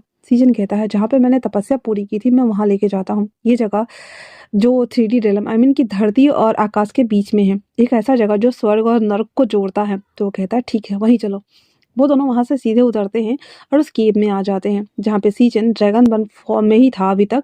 वो बाहर चला जाता है, भंग जी उसे लेकर के अंदर जाने लगता है। अब धरती था भाई, ठंडा गर्मी मौसम ठंडा सब कुछ होता है। अब ऊपर वाले रेलम में तो ऐसा कुछ नहीं है कि ठंडा होगा गर्मी होगा, मौसम एक ही जैसे रहते हैं हमेशा, एक ही टाइम जोन चलता रहता है। लेकिन यहाँ पे बर्फ पड़ रहा था और ऑलमोस्ट अक्टूबर नवंबर का मंथ था। तो वांग जी विंग को लेकर के अंदर जब जा रहा होता है तो बर्फ था, पूरे मुंह पे बर्फ पड़ रहा होता है। अब हालांकि इन दोनों को ठंडे का एहसास तो हो नहीं रहा था, पर फिर भी बर्फ के बीच में चलते हुए वांग जी विंग को लेकर के उस केव के अंदर आता है और अपनी आध्यात्मिक ऊर्जा उसके अंदर देना स्टार्ट करता है। विंग उसे देखते हुए कहता है मेरी इन और यांग एक हो चुकी हैं और ये हाँ ऐसे जब बोल रहा था तो वांग जी कहता है चुप हो जाओ बोलो मत, जब देखो तब चटर चटर करते रहते हो, मुंह बंद क्यों नहीं रखा जाता तुम्हें यहाँ। तभी सीजन जो था वो बाहर से अंदर आते ही कहता सिफा सिफा। वांग जी कहता क्या है, कहता है ये जड़ी बूटियाँ मैं ढूंढ के लेकर आया, इसका रस इसके ऊपर दीजिए। इतना बोल को रख कर बाहर चला जाता है। वांग जी से निचोड़ते हुए उसके चेस्ट एरिया पे जहाँ पे चाकू मारा था पीछे से वहाँ पे ऐसे डाल रहा था, नहीं जा रहा था, कपड़ा बहुत पहना हुआ था। वांग जी ने उसके कपड़े को खोलने लगा था तो विंग कहता ये क्या कर रहे हैं। वांग जी कहता चुप हो जाओ। उसके ऊपर वाले कपड़े को खोलकर हल्का सा ही ऐसे 2 पार्ट में करता है, फिर वो जो पौधा लाया था उसका रस ऐसे निचोड़ कर उसके ऊपर गिरा देता है, हाथ से पोंछते हुए कहता मेरे गोद में सो जाओ। और वो दोनों वैसे ही थे। अब जो हमारा सीजन था वो फायर एक्सचेंज कर सकता था, केव के गेट को बंद करके फायर एक्सटेंस करता है जिससे कि वो पूरा गुफा ना गर्म हो रखा था। वो दोनों वैसे ही सो गए थे। ऑलमोस्ट नॉर्मली देखा जाए तो 1 साल हो चुका था विंग वांग जी को सोए हुए धरती के टाइम जोन से, लेकिन उधर हम कह सकते हैं 2 या 3 घंटे हुए थे, ठीक है। तो फिर जब इन दोनों की नींद खुलती है, टाइम पूरा बदला हुआ था। विंग की पहले आँख खुलती है तो वो वांग जी को देखते हुए कहता है पिछली लाइफ में हम दोनों हमेशा साथ थे, खुश थे। पहले भी तुम मुझसे बहुत प्यार करते थे पर मैंने तुम्हारे साथ विश्वासघात किया। क्या तुम्हें याद आएगा तो तुम मुझसे नफरत करोगे। अब यहाँ पे वो इतने बगल में था, उसे याद ही नहीं है कि वांग जी सुन सकता है, लेकिन वांग जी सब कुछ सुन रहा था। विंग उसे देखते हुए कहता है प्लीज़ अगर याद आए तो मुझसे नफरत मत करना, क्योंकि अभी अभी हमने शादी की है। वांग जी आईज ओपन करते हुए कहता है आई। विंग कहता हाँ। वांग जी से देखते हुए कहता है क्या तुम ठीक हो। विंग कहता उठने ही वाला था तो वांग जी उसे अपने करीब खींचते हुए कहता है तुमने कहा हमने शादी की है। विंग उसे देखते हुए कहता है क्या तुमने पूरा सुना। कहता नहीं मेरी नींद खुल गई थी। विंग थोड़ा सा राहत लेते हुए कहता है तुम। वांग जी कहता है क्या मैं तुम्हें किस कर सकता हूँ, क्योंकि मैं अपनी ज़िंदगी तुम्हारे साथ बिताना चाहता हूँ। मुझे पता है कि गॉड और डेमन्स एक साथ नहीं आ सकते, लेकिन हमने शादी की है और हमें अलग नहीं होना चाहिए ना। मैं जितना ही टाइम तुम्हारे साथ रह सकता हूँ, क्या मैं इतना बोलकर वो शांत हो जाता है। विंग को तो सब कुछ याद था कि पास्ट लाइफ में वांग जी और विंग एज अ कपल रह रहे थे, जहाँ पे विंग उसे देखता है और कहता है इतना बोलकर वो अपने ड्रेस को उतारने लगा था तो वो घाव भी हील हो चुका था। वांग जी उसे छूता है, कहता है क्या दर्द हो रहा है। विंग कहता है नहीं। वांग जी उसकी पूरे बॉडी पे हाथ चला रहा था, जहाँ पे स्वीट से मॉर्निंग की वजह से वांग जी भी एक्साइटेड हो रहा था। और उस गेम में जैसे सीजन को पता चलता है वो बाहर की तरफ लंग को लेके भाग जाता है। फिर ये दोनों वहाँ पे अपना हॉट सा रोमांटिक सा उस केव में सीन क्रिएट करते हैं, जहाँ पे हमारा जो विंग था वो उसे देख रहा होता है। वंग जी उसके ऊपर था और उसे प्यार कर रहा होता है।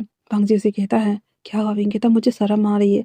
फिर वंग जी ने जादू से अपने पावर से एक पतला सा कपड़ा का पूरा लेयर बना करके उन दोनों को ऊपर डाल देता है और फिर उसके साथ इंटीमेट हो रहा था। ये सब कुछ हो जाने के बाद वंग जी विंग को देखते हुए कहता है, तो हमें चलना चाहिए है ना? विंग कहता है, चलना चाहिए। फिर वो दोनों कपड़े वगैरह पहन लेता है और जब वो बाहर आता है तो सीजन कहता है, हमें कहाँ जाना है? वंग जी कहता है, मुझे इसी दुनिया में रहना है, मुझे डीमन या फिर गॉड कुछ नहीं चाहिए, एक सिंपल सा जीवन। क्या मैं तुम्हारे साथ रह सकता हूँ? सीजन कहता है, अगर हम धरती पे गए तो हमारा जीवन सामान्य हो जाएगा, हम अपनी ज़्यादा पावर यूज नहीं कर सकते हैं और किसी के सामने अपनी रियलिटी नहीं ला सकते। वांग जी कहता है, मुझे विंग के साथ रहना है। इतना बोल वो तीनों वहाँ से उतर जाते हैं धरती पर। अब वहाँ आने के बाद वो जंगल में एक छोटा सा कुटिया बनाते हैं जहाँ पे एक शादीशुदा कपल्स रहते हैं, जैसे कि रहते हैं। सीजन में उनके साथ रहने लगा था। वांग जी और सीजन ने मिलकर के छोटा सा कॉटेज बनाया, युद्धाभ्यास करने का जगह बनाया। विंग उन दोनों के लिए रोज खाना बनाता, उन लोगों के साथ बैठकर खाना खाते, बातें करते। 24 घंटा कैसे बीत जाता इन लोगों को पता ही नहीं चलता। शाम के टाइम पे वांग जी और विंग मिलकर कपड़े धोते, सुखाते, सब कुछ करते। धीरे धीरे करके जीवन ऐसे ही चल रहा था, पर कहते हैं ना, नजर तो लगती है सबको भाई। अमूमन विंग और वंगजी जब वहाँ पे रह रहे थे, रहते-रहते 7-8 साल बीत गए थे। हम कह सकते हैं कि उस दोनों रेलम्स को मिला कर के 2 या 3 दिन या 4 दिन ऐसे बीत गए थे, ठीक है? तो वहाँ पे अचानक से सारे गॉड्स वगैरह आ गए हुए थे, जहाँ पे विंग उन सबको देखते ही उन्हें रोकने की कोशिश करते हुए कहता है, आप सब यहाँ क्यों आए हैं? साथ में हिंसाओं को कहता है कि तुम यहाँ क्या कर रहे हो? तुम्हें यहाँ नहीं होना चाहिए। मैंने गॉड रेलम से सब कुछ छोड़ दिया है और मेरा किसी के साथ कोई वास्ता नहीं है। मैं बस अपने हस्बैंड के साथ यहाँ रह रहा हूँ, तो हमें रहने दो। हिंसाओं कहता है, सिफा ने कहा है कि बलिदान के लिए तो तुम्हें मरना ही होगा या फिर तुम उसे मार दो, ताकि नया डीमन गॉड किसी और को बनाया जा सके, ताकि कुछ टाइम तक के लिए अगर वो मर जाएगा तो सभी चीज़ें रुक जाएंगी। अब क्या होता है कि अगर डीमन गॉड को मार दो तो 1 सहस्त्र साल मतलब कि 2-3 टाइम पीरियड तक के लिए सभी चीज़ें स्टॉप हो जाएंगी। ज़्यादा नकारात्मकता नहीं फैलेगी, बुराई नहीं फैलेगी, कोई गलत काम नहीं करेंगे, ये सब नहीं होगा, इसलिए सब उसको मारने पे लगे हुए थे।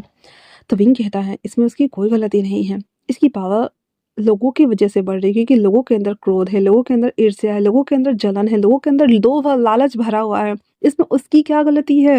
वो तो बस उसकी उस भोग से उससे पावर ले रहा है। पर विंग की सारी तर्क फेल हो रही थी। तभी वांगजी आते हुए कहता है, मैं तुम सबको छोड़ूंगा नहीं। फिर से हिंजाओ और वांगजी के बीच में फाइट होना स्टार्ट हो जाता है। शॉलांग जो कि पीछे से आते ही उसके हाथ में क्रिस्टल था जो कि दिया हुआ था। वो क्रिस्टल उसके सर के पास ले जाते ही समरा वांगजी था, उसकी आई से पावर्स चली गई थी, जिसके बाद वांगजी अपनी तलवार छोड़कर आंखों को पकड़ लेता है और चिल्लाने लगता है। विंग जब ये देखता है तो कहता है, मास्टर। तो सालंग कहता है, ये ऐसे नहीं मरेगा, तो इसकी पावर को खींचना ही पड़ेगा कम से कम। तो विंग आते कहता, सिफा सिफा प्लीज मत मारिए इसे, प्लीज। हम वापस से डेमन डेमन रिलम नहीं जाएंगे, हम गॉड रिलम नहीं जाएंगे, मुझे इसके साथ रहना है। एक मौका दे दीजिए मुझे प्लीज सिफा, मुझे इससे अलग मत कीजिए। आप चाहे तो मेरा पावर ले लीजिए। इतना बोलकर विंग अपना यांग वाला पावर निकाल कर उसे दे देता है। अब जो हमारे सोलंग था उसके हाथ में 2 पावर थे, क्रिस्टल जिस क्रिस्टल से वंगजी को मारा गया था स्टार्टिंग में, दूसरा यांग पावर जो कि वंगजी के हाथ लग गया था विंग का। वो दोनों को देखते ही सोलंग कहता है, शर्त मंजूर है, पर एक टाइम जोन के बाद जब दोनों मरकर वापस अपने अपने रलम में आओगे। तो विंग कहता है, नहीं, जब मैं मरकर वापस आऊँगा तो मैं वापस से धिमन धिमन रलम जाना चाहूँगा, क्योंकि जहाँ मेरे हस्बैंड होंगे वहीं पे मैं रहना चाहूँगा। इतना बोलकर साओलॉन्ग और बाकी गॉड्स जो थे वो विंग की पावर्स ले लेते हैं, तो विंग एक ह्यूमंस बन गया था। वांग जी उसकी इस पावर को सील कर दिया गया था, क्योंकि वांग जी डेमन किंग है तो उसकी पावर खत्म हो ही नहीं सकती थी, तो उसकी पावर को सील कर दिया गया था और वो सब लोग वहाँ से चले गए थे। विंग सीचन दोनों जल्दी से वांग जी को लेकर अंदर आते हैं। आते ही उसकी आंखों का इलाज विलाज करते हैं और उसकी आंखों के पट्टी को बांध देते हैं। अब विंग के पास एक ही चीज बचा था, उसका नॉलेज, क्योंकि सब जो गॉड्स थे तो उसकी पावर वगैरह लेके तो चले ही गए थे, लेकिन नॉलेज तो विंग के पास था, क्योंकि उसने बहुत सारी किताबें वगैरह भी पढ़ी हुई थी, इसलिए उसे सब कुछ याद था, ज्ञान था। विंग क्या वांग जी की आंखों का ऑपरेशन वगैरह करके अच्छे से सब कुछ पट्टी वगैरह बांध देने का तो उसे लेटा देता है। तब वो बाहर आते हुए सीचन से कहता है, अगर पावर छीन जाए, सत्ता छीन जाए तो उसका लेकर के विलाप नहीं करते हैं। मोह का त्याग करना सब वॉरियर के लिए बड़े गर्व की बात होती है। हमारे पास क्या है? सीजन कहता है, सिफा मुझे नहीं पता। हिंग कहता है, ज्ञान, जिससे कि हम अपना गुजारा कर सकते हैं। इतना बोलकर वो कहता है, मैं औषधि बनाऊंगा तो मार्केट में बेच कर आना, जिससे हम अपना भरण पोषण कर लेंगे। तो कहता है ठीक है। उसके बाद धीरे धीरे करके विंग धीरे धीरे करके बहुत सारे औषधियाँ वगैरह बनाने लगा। फिर सीचन उसे बाजार में बेच कर जाता। फिर विंग ना छोटे छोटे बांस से ना आर्ट क्राफ्ट वगैरह बनाने लगा, जिसे सीचन बाजार में बेच कर आता। इस तरह से कुछ टाइम तक ऐसे ही वांग जी का भी इलाज कर रहा था वो, और घर का खर्च निकालने के लिए वो लोग क्योंकि अब वो नॉर्मल ह्यूमन बीइंग बन गए हुए थे। धीरे धीरे करके उनकी एज हालांकि इतनी जल्दी तो नहीं हो रही थी, क्योंकि अभी सब 20-20 22-22 साल के थे इसलिए, पर एज तो बढ़ रही थी ना। अमूमन 4-5 साल लगे थे। वांग जी की आईज ठीक तो हो गई थी, लेकिन अभी भी वांग जी अपनी आंखों से देख नहीं सकता था। बिंग उसे देखता है और कहता है, चिंता करने की बात नहीं है, तुम मेरे साथ हो यही काफ़ी है। हमारे पास हमारी शक्तियाँ नहीं है तो क्या हुआ? वांग जी कहता है, मैं अपनी पावर को अनलॉक कैसे करूँ? बिंग कहता है, एक जीवन मिला है 100 साल का, हम अपनी पावर्स के बिना इस जीवन को जी सकते हैं ना? मरने के बाद मैं तुम्हारे साथ डेमन रेलम जाना चाहूँगा। मुझे नहीं चाहिए पावर, मुझे नहीं बनना वॉरियर गॉड, मुझे नहीं बनना कुछ भी, मुझे कोई भी सिफा नहीं चाहिए, कुछ नहीं चाहिए। वांग जी उसे देखते हुए कहता है, क्यों? विंग कहता है, क्योंकि इतना बोलकर वो सीजन को इस तरह देता है तो सीजन सारा सामान लेकर चला जाता है। 5 साल हो चुके थे इन सारे हादसाओं को वांग जी को लेकर के बीच, जहाँ पे वो रिहर्सल करते थे तलवारबाजी का, वहाँ पे आके बैठ जाता है। विंग अपना हाथ लेता और कहता है, मेरे पास पावर नहीं है पर तुम्हारे पास है, पर फिर भी मैं कुछ दिखाना चाहूँगा। इतना बोलकर विंग वो एक पिल्स लेता है, एक तरह से ऐसा पिल्स बोल सकते हैं जो कि सबकॉन्शियसली खुद को रीप्रोग्राम करने जैसा होता है। वो लेता है और उसके हाथ को अपने yin yang वाले पोस्चर में करता है और कहता है, एक बार मेरे अंदर तुमने अपनी पावर को मर्ज किया हुआ था, अब वो पावर को इन्वोक करो, जिससे कि तुम्हें सब कुछ पता चल जाएगा और याद आ जाएगा। इतना बोलकर वांग जी और विंग दोनों फिर से, अब विंग को सब कुछ याद था इसलिए वो चैंट करना स्टार्ट करता है। धीरे धीरे करके अष्ट चक्र बनना स्टार्ट हो जाता है। 1 layer, 2 layer, 3 layer, 4 layer, 5 layer, 6 layer, 7 layer, 8 layer. आसमान में बिजली कड़कती है और उसके चारों तरफ एक पूरा स्पेक्ट्रम बन जाता है। वो दोनों उसके अंदर थे। विंग मंत्र चैंट करते करते सब कॉन्शियसली वांग जी के दिमाग में चला गया था। वांग जी के पूरे पावर्स को अनलॉक करने की कोशिश करते करते विंग ब्लड की उल्टियाँ भी कर रहा था, लेकिन जो कि वांग जी देख नहीं पा रहा था, इसलिए उसे पता नहीं है कि विंग की हालत क्या हो रही है। विंग धीरे धीरे करते करते उसकी पावर को लास्टली जब अनब्लॉक करता है वांग जी, उसकी आंखों पे अभी भी पट्टी लगी है, लेकिन वो अपनी बंद आंखों से विंग को देख पा रहा था। वही उसके उजले बाल, लाल कलर के कपड़े, उसके हाथ में वो तलवार, जब उसने विंग ने वांग जी को स्टार्टिंग में मार दिया हुआ था क्रिस्टल से, और उसके आधे क्रिस्टल को अपने अंदर ऐसे चुभा लिया था और हवा में फ्लोट करते हुए विंग मर चुका था। और वांग जी जिसके पास उसका आधा यंग पावर आ गया हुआ था, विंग सीधे पानी में गिर गया हुआ था। वो सारे दृश्य को देखते हुए वो कहता है, आइंग, लेकिन विंग ब्लड की उल्टियाँ करने के साथ ही बेहोश हो जाता है। भंग जी अपनी आंखों की पट्टी हटाता है। उसकी आंखें अब ब्लैक कलर में बदल गई थी, पूरी की पूरी ब्लैक। धीरे धीरे करके जब वो नॉर्मल होता है, जी की वांग जी उसकी पूरी पावर अनलॉक्ड हो चुकी थी। वो पहले से और भी ज़्यादा शक्तिशाली था, लेकिन इस सब में विंग ने अपनी जान गंवा दी थी, क्योंकि विंग के पास नेचुरली कोई पावर ही नहीं बची थी, क्योंकि विंग के अंदर जो पावर थी वो वांग जी की पावर थी। वांग जी विंग को उठाकर अंदर लेकर आता है। उसको जब चेक करता है तो उसकी आत्मा ही नहीं उसे फील हो रही थी। वांग जी कहता है, नहीं, ऐसा नहीं हो सकता, ऐसा बिल्कुल नहीं हो सकता, तो ये तुमने क्या किया? Eyeing, eyeing, eyeing, eyeing. Season जब आता है तो शाम हो चुका था। वांग जी के चिल्लाने की आवाज़ सुनकर जब उसके पास आता कहता है, सिफा। वांग जी कहता है, इसने क्या किया? तो सीजन कहता है, सिफा मुझे नहीं पता, आप बताएं मुझे। वांग जी कहता है, हम दोनों ने yin yang प्रैक्टिस किया। सीजन कहता है, सिफा, वो तो उनके पास ओनली फॉर इन बचा था, आप कैसे प्रैक्टिस कर सकते हैं? वांग जी कहता है, मैं अंधा हो गया था, मुझे सच में दिमाग भी नहीं काम कर रहा था मेरा, मैं कैसे भूल गया कि इसके पास यांग नहीं है, इन पावर थी और उसने मुझे सब दे दिया। अब मैं क्या करूं, क्या करूं, कैसे बचाऊं? सीजन कहता है, कुछ नहीं हो सकता। इतना बोलकर उसे छूता और कहता है, ये मर चुके हैं। वांग जी कहता है, नहीं, नहीं, नहीं, अगर ऐसा हुआ तो मैं पूरी दुनिया को ख़त्म कर दूंगा। अगर ऐसा हुआ तो मैं सबको मार दूंगा, ऐसा नहीं हो सकता। सीचन कहता है, अब 1 सहस्त्र साल आपको फिर से इनका इंतजार करना होगा। अगर इनकी आत्मा का कोई हिस्सा बचा होगा तो वो जरूर जन्म लेंगे। जहाँ पे इसका जो यांग था, जिसके क्रिस्टल के पास उस यांग को रखा हुआ था, वो अभी भी चमक रहा था। लेकिन एक पार्ट होने से पैदा होना, हो तो जाओगे, सिर्फ फर्क इतना है कि इन अगर पैदा होते तो स्त्रैन पावर ज़्यादा होती है, और अगर यंग होता है तो मैस्कुलिन ज़्यादा होता है। ये बात अभी तक फिलहाल से इन दोनों को पता नहीं थी।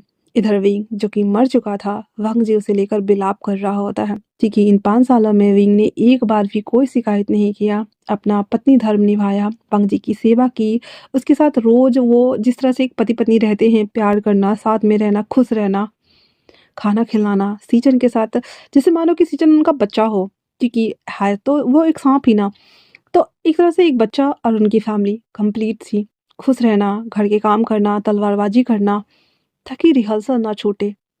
वो सभी चीज़ें करते हुए कब 5 साल बीत गए पता ही न चला, और आखिरकार विंग की डेथ हो गई।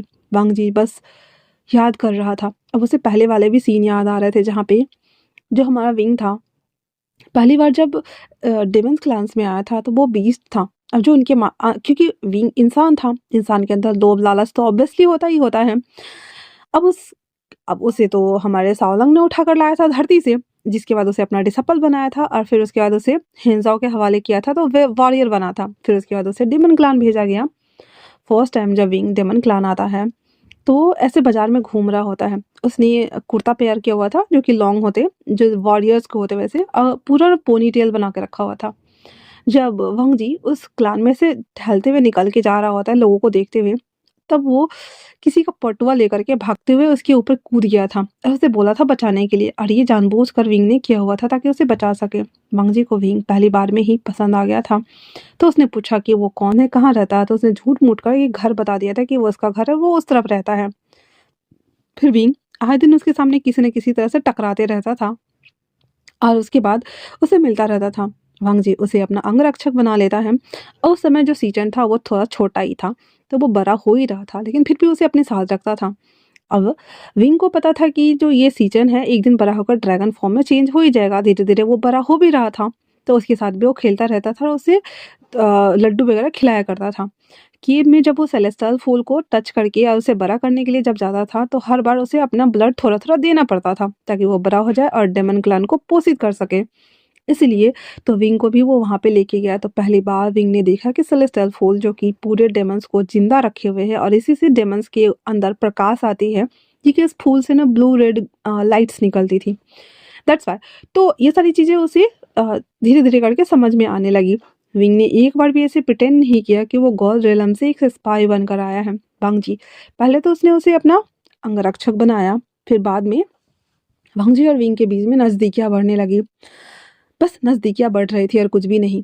हाँ, वांग जी ने कभी भी उस टाइम पीरियड में विंग को किस नहीं किया था, हग नहीं किया था, पास नहीं रखा था, लेकिन वांग जी की दिली इच्छा थी कि वो विंग से शादी करे।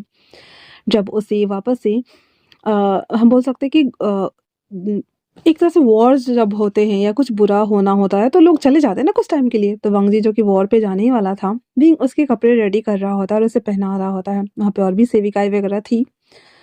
वांग जी उन सबको भगा देता है, सीजन को भी, और विंग उसे पहना रहा होता है। और इस समय विंग हमारा पूरा लड़के के फॉर्म में ही था, ठीक है।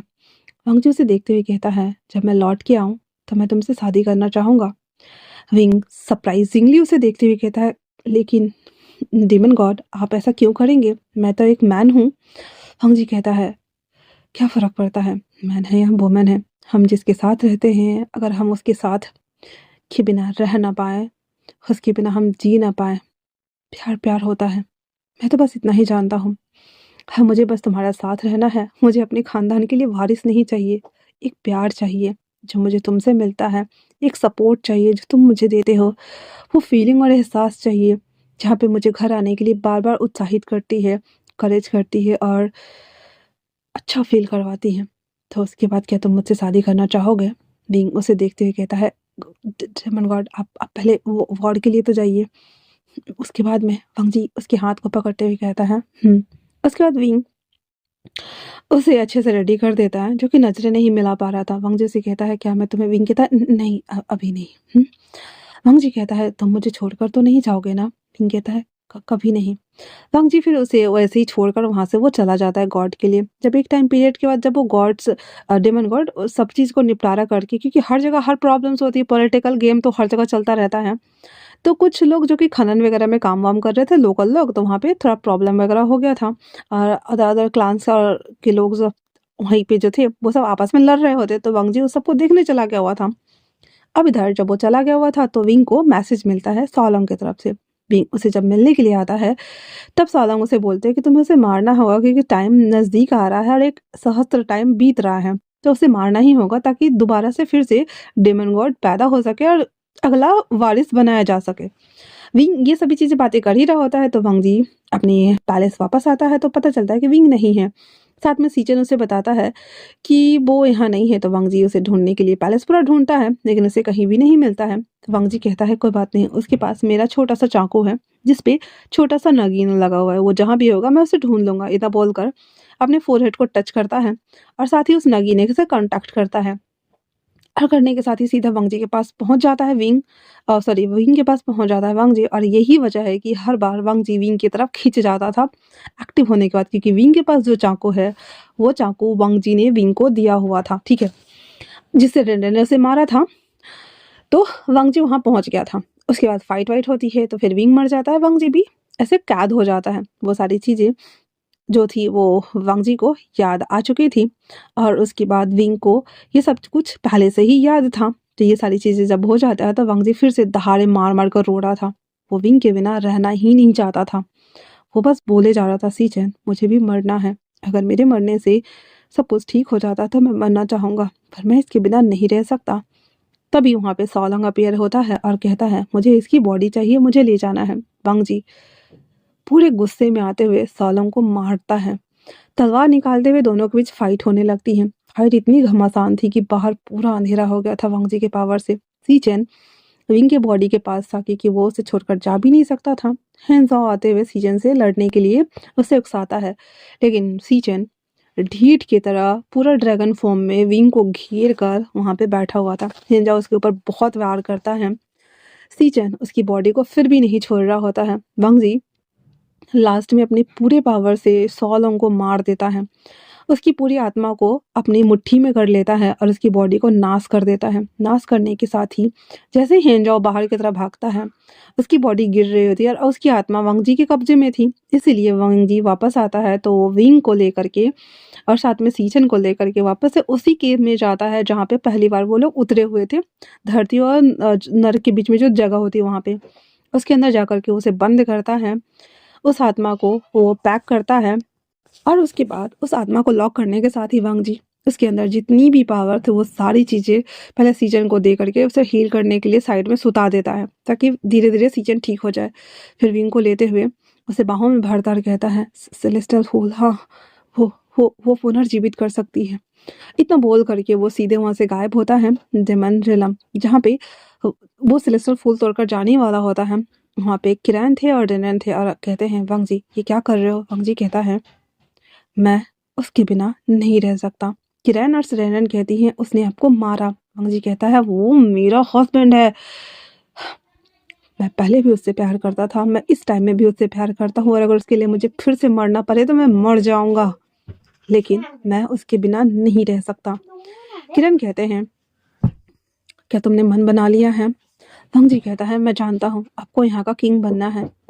मैंने पहले भी आपसे कहा था कि मैं बस सोवियर बन के रहना चाहता हूँ। मेरी किस्मत थी कि मैं यहाँ का किंग बना, मेरे मरने के बाद भी। इतना बोलकर वांग जी कहता है, आखिरी बार मैं वापस से आकर अपनी सारी पावर को यहीं पे छोड़ के चला जाऊंगा।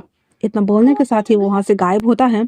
गायब होने के साथ विंग को सेलेस्टियल फूल अपने ब्लड के साथ में डालकर उसके अंदर डाल देता है, खिला देता है, जिसके बाद और उसके अंदर अपना इन थोड़ा सा इन पावर उसके अंदर डालता है। अब जो विंग का जो यांग पावर था जो कि उसे क्रिस्टल के साथ में रखा गया था, अब उस क्रिस्टल के ऊपर थोड़ा थोड़ा ब्लड लगा था विंग का भी, तो यांग पावर को खींचना आसान था। जैसे ही विंग के अंदर वांग जी ने अपना इन पावर डाला था, वो यांग पावर अपने आप ही उड़ते हुए उसके पास आ गया था, जिसे देखते ही वांग जी कहता है, तो ये तुम्हारा था विंग? इतना बोलने के साथ ही धागा वागा निकाल करके और उसे उसके बॉडी के ऊपर रख देता है। धीरे धीरे करके उसके अंदर वो मर्ज होता है विंग के अंदर अब जो वांग जी का यिंग था और विंग का खुद का यांग था जो कि मर्ज हो चुका था और एक आत्मा उसे फिर से मिल गई थी। एक तरह से गोल्डन कोर वांग जी अपने गोल्डन कोर का आधा हिस्सा जो कि डिवाइड नहीं हो सकता था, बट फिर भी मतलब कि आज तक जितनी भी ऊर्जा उसने एकत्रित की है हुई है उसका आधा ऊर्जा विंग के अंदर वो ट्रांसफर करना स्टार्ट कर देता है। जैसे जैसे वो जा रहा था विंग धीरे धीरे करके एक नया जीवन में बदल रहा था। विंग जैसे जैसे उसकी बॉडी रिकवर होती गई वापस से वो उसके पूरे बाल सफ़ेद हो चुके थे। वो एक गॉडेस वाले ड्रेस में था जिसमें वाइट ब्लू के बहुत सारे डिजाइन्स बने हुए थे। उसने आंखें खोला और उसके कपड़े वापस से वैसे ही थे, फहराते हुए एक फेरी गॉड के जैसे हवा में फ्लोट करते हुए उसे देखता है। वांगजी कहता है, आई तुम वापस मिल गए मुझे। वांगजी उसके बाद उसे बाहों में लेते हुए खुद को गले लगाए हुए कहता है, हम कभी अलग नहीं होंगे। हर जीवन में, हर जीवन चक्र में, हर काल में हम हमेशा साथ रहेंगे। इतना बोलकर वांगजी विंग को वहाँ पे लिटा देता है और सीजन से कहता है कि वो अभी आया। सीजन कहते हैं, सिफा अब कहाँ जा रहे हो? वांगजी कहता है, एक कर्ज बाकी है उसे उतार कर आ रहा हूँ। इतना बोलने के साथ ही वो वापस से उसी केव में अपेयर होता है जहाँ पे रेन और अंकल थे, आई मीन की किरण था। वांगजी आते ही सबसे पहले तो अपना मुकुट उतार कर उसे देता है और कहता है, मेरी ये आधी गोल्डन कोड आप रख लीजिए। इतना बोल कर वो उसे देता है क्योंकि इसमें उनकी ऊर्जा होती है। वो पूरा पिल्स निकाल कर किरण के हाथ में रख देता है।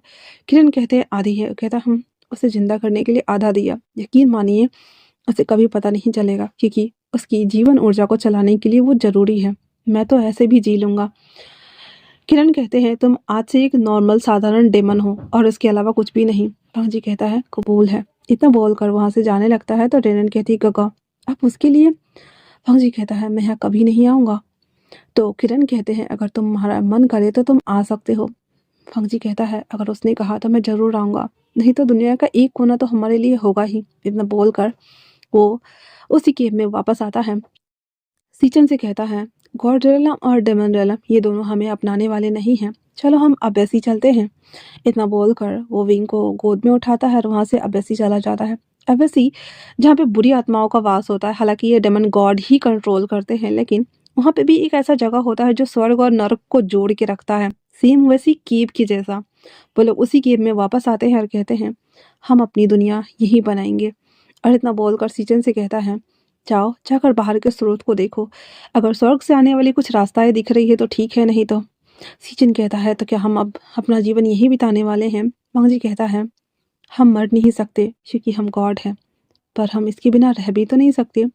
तभी वहां पे सीचन और रेनेन दोनों आते हुए कहते हैं, जैसा कि मैंने कहा, तुम डेमन गॉड नहीं हो, पर हमारे साथ हमारे रेलम चलो वांगजी, तुम हमारे परिवार का हिस्सा हो। वांगजी कहता है, तो क्या आप इसे अपनाएंगे? जहाँ पे विंग अभी भी बेहोश था। रेनेन को तो गुस्सा आ रहा था। वांगजी कहता है, अगर तुमने इसे हाथ भी लगाया तो मैं तुम्हें मार दूंगा। रेनेन कहती है, आपके लिए, सिर्फ आपके लिए मैं इसे छोड़ रहा हूँ। इतना बोलकर कहता है, चलिए घर वापस चलते हैं गगा। किरण कहता है, मैं बस तुम्हें बचाने के लिए कर रहा हूँ वांगजी। वांगजी कहता है, मैं समझ सकता हूँ। इतना बोलने के साथ ही तीनों वापस से उन दोनों के साथ फिर से डमनरेला में आ गए थे, जहाँ पे वांगजी अपने कमरे में विंग को ले आता है और विंग सोया हुआ था। सीजन बाहर चला गया हुआ था। वांगजी बस उसे देख रहा था। उसने उस कीव को हटाने के लिए बोल दिया, वो कीव हट गया था। पूरे कमरे की साफ सफाई वापस से कर देने के बाद वांगजी उसके पास आते हुए देखता और कहता है, मुझे नहीं पता सब कुछ अच्छा हुआ है या नहीं, लेकिन हाँ फिलहाल के लिए सब कुछ थमसा गया है।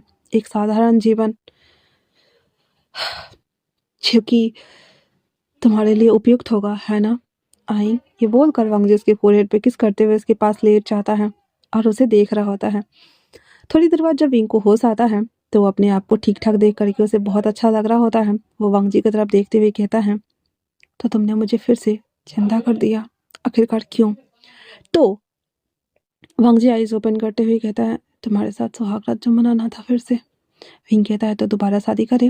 वांगजी कहता है, इतना बोल करके वो दोनों वापस से वेडिंग वाला ड्रेस चेंज करते पावर से ही, क्योंकि अभी भी दोनों के पास थोड़ा थोड़ा पावर था। फिर एक दूसरे को देख रहे होते हैं। उसके बाद वांगजी कहता है, तो अब बोलो क्या करना है? विंग कहता है, मैं तुमसे शादी करना चाहता हूँ। वांगजी भी लाइक, हाँ? कहता, क्यों? देखो मुझे नहीं पता। अब वांगजी को पता है कि इसके अंदर इन और यांग दोनों बैलेंस मात्रा में है और वांगजी की पावर ऑलरेडी जा चुकी है, इसलिए कहता है, ठीक है बाबा, मुझसे शादी कर लो। विंग कहता है ठीक है वहाँ जाओ। फिर विंग खुद उसे अच्छे से रेडी वगैरह करना स्टार्ट करता है। एकदम गाल पे ब्लशर वलसर चिपका दिया हुआ था, माथे पे अच्छा सा डिज़ाइन बना दिया हुआ था, आईब्रो वगैरह एकदम बना करके लिपस्टिक भी लगा चिपका दिया हुआ था, मतलब फुल मेकअप मार दिया हुआ था उसको। उसके बाद वेल उसके ऊपर डाल देता है, कहता है चलो शादी करते हैं। वंग जी भी लाइक तो ऐसे शादी करनी होगी? कहता वैसे यहाँ पे किसे मानते हैं? कहता है कोई भी नहीं है, हम दोनों बस खुद को साक्षी मानकर शादी करने वाले हैं। कहता ठीक है चलो मिरर के पास। इतना बोलकर वंग जी और विंग एक दूसरे की तरफ आ गए हुए थे। फिर वांग जी और विंग एक दूसरे के सामने खड़े थे। पहले वो एक दूसरे को ग्रीट करते हैं, फिर वांग जी अपने एंसेस्टर को ग्रीट कर देता है। विंग कहता है मैं अपने माता पिता को करना चाहूंगा, क्योंकि मैंने उन्हें देखा तो नहीं है पर फिर भी मैं करना चाहूंगा। तो वांग जी हाँ बोल देता है। फिर उनके माता पिता को करते हैं, फिर उसके बाद एक दूसरे को करते हैं। फिर उसके बाद वांग जी कहता है अब क्या? विंग कहता है अभी बताता हूँ। इतना बोलकर उसके बेल को ऐसे सीधा हवा में फ्लोट करते उसके अंदर घुस जाता है। और विंग और वांग जी दोनों एक ही वेल में थे और कहता है तो फाइनली हमारी शादी फिर से हो गई। वांग जी कहता है विंग कहता है 1 मिनट, तो अभी सुहागरात मनाने का टाइम है। वांग जी कहता है तो चले? विंग कहता है इतना बोलकर उसे खींच कर लाता है, बेड पे धक्का देकर बिठा देता है। वांग जी भी like, क्या कर रहे हो? विंग कहता है अरे बैठो ना। फिर उसके बाद एक पंखा उठाता है हैंड वाला, ऐसे हाँकते हुए उसे पहले तो 2-4 कदम चल के देख लेता है, हाँ ठीक है कि नहीं है।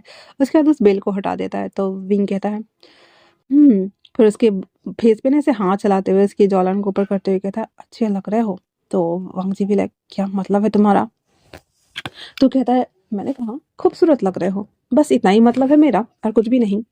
वांग जी कहता है अच्छा ठीक है। फिर विंग उसे धक्का देते हुए उसके ऊपर गोद में आके बैठ जाता है और कहता है तो मेरे पति जी मेरे साथ सुहागरात मनाने के लिए तैयार है? वांग जी का तो सुधर मोड़ गुड़ गया था और कहता है तुम करने वाले हो? विंग भी लाइक हाँ क्यों, मैं नहीं कर सकता? वांग जी कहता है कभी नहीं। इतना बोलकर उसे पटकता है।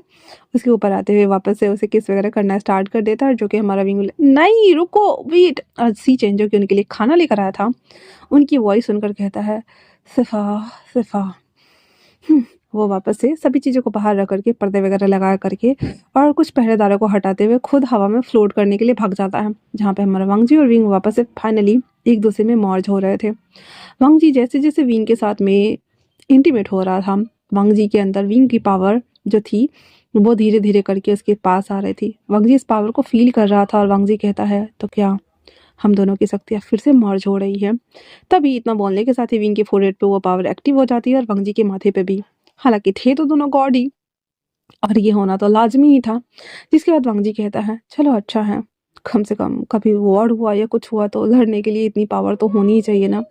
वो विंग को नहीं कुछ बोलता है और सीधा वो उसके साथ इंटीमेट होने में लगा हुआ था, जहाँ पे सालों की जो सोल थी उस पाउच में बंद थी, जिसे हमारे वांग जी ने कैद करके एक बॉक्स में बंद कर दिया हुआ था, जहाँ पे वॉरियर गॉड बाकी सब लोग चले गए हुए थे और सब लोग सोच रहे थे कि सालों की सोल को वापस कैसे लाया जाए। और विंग को पता ही नहीं है कि सालों की सोल गई कहाँ भाई, उनको तो ये भी नहीं पता है हमारी मास्टर गए कहाँ। लेकिन वांग जी नहीं विंग को कभी बताने वाला था और विंग हमेशा बस वांग जी के साथ रहना चाहता था। तो इसी के साथ ये वन शॉट यहीं पे ख़त्म होता है। कैसा लगा आप लोगों को ये वन शॉट? आई होप कि आप लोगों को पसंद आए। दोबारा बोल रही यार मैं हिस्टोरिकल में इतनी अच्छी नहीं हूँ, मे बी अगर कुछ गड़बड़ किया हो मैंने तो स्टोरी समझ के एंजॉय करना, तुम लोग ज़्यादा दिमाग मत लगाना, ठीक है? मिलते हैं नए स्टोरी में, तब तक के लिए थैंक्स फॉर वॉचिंग।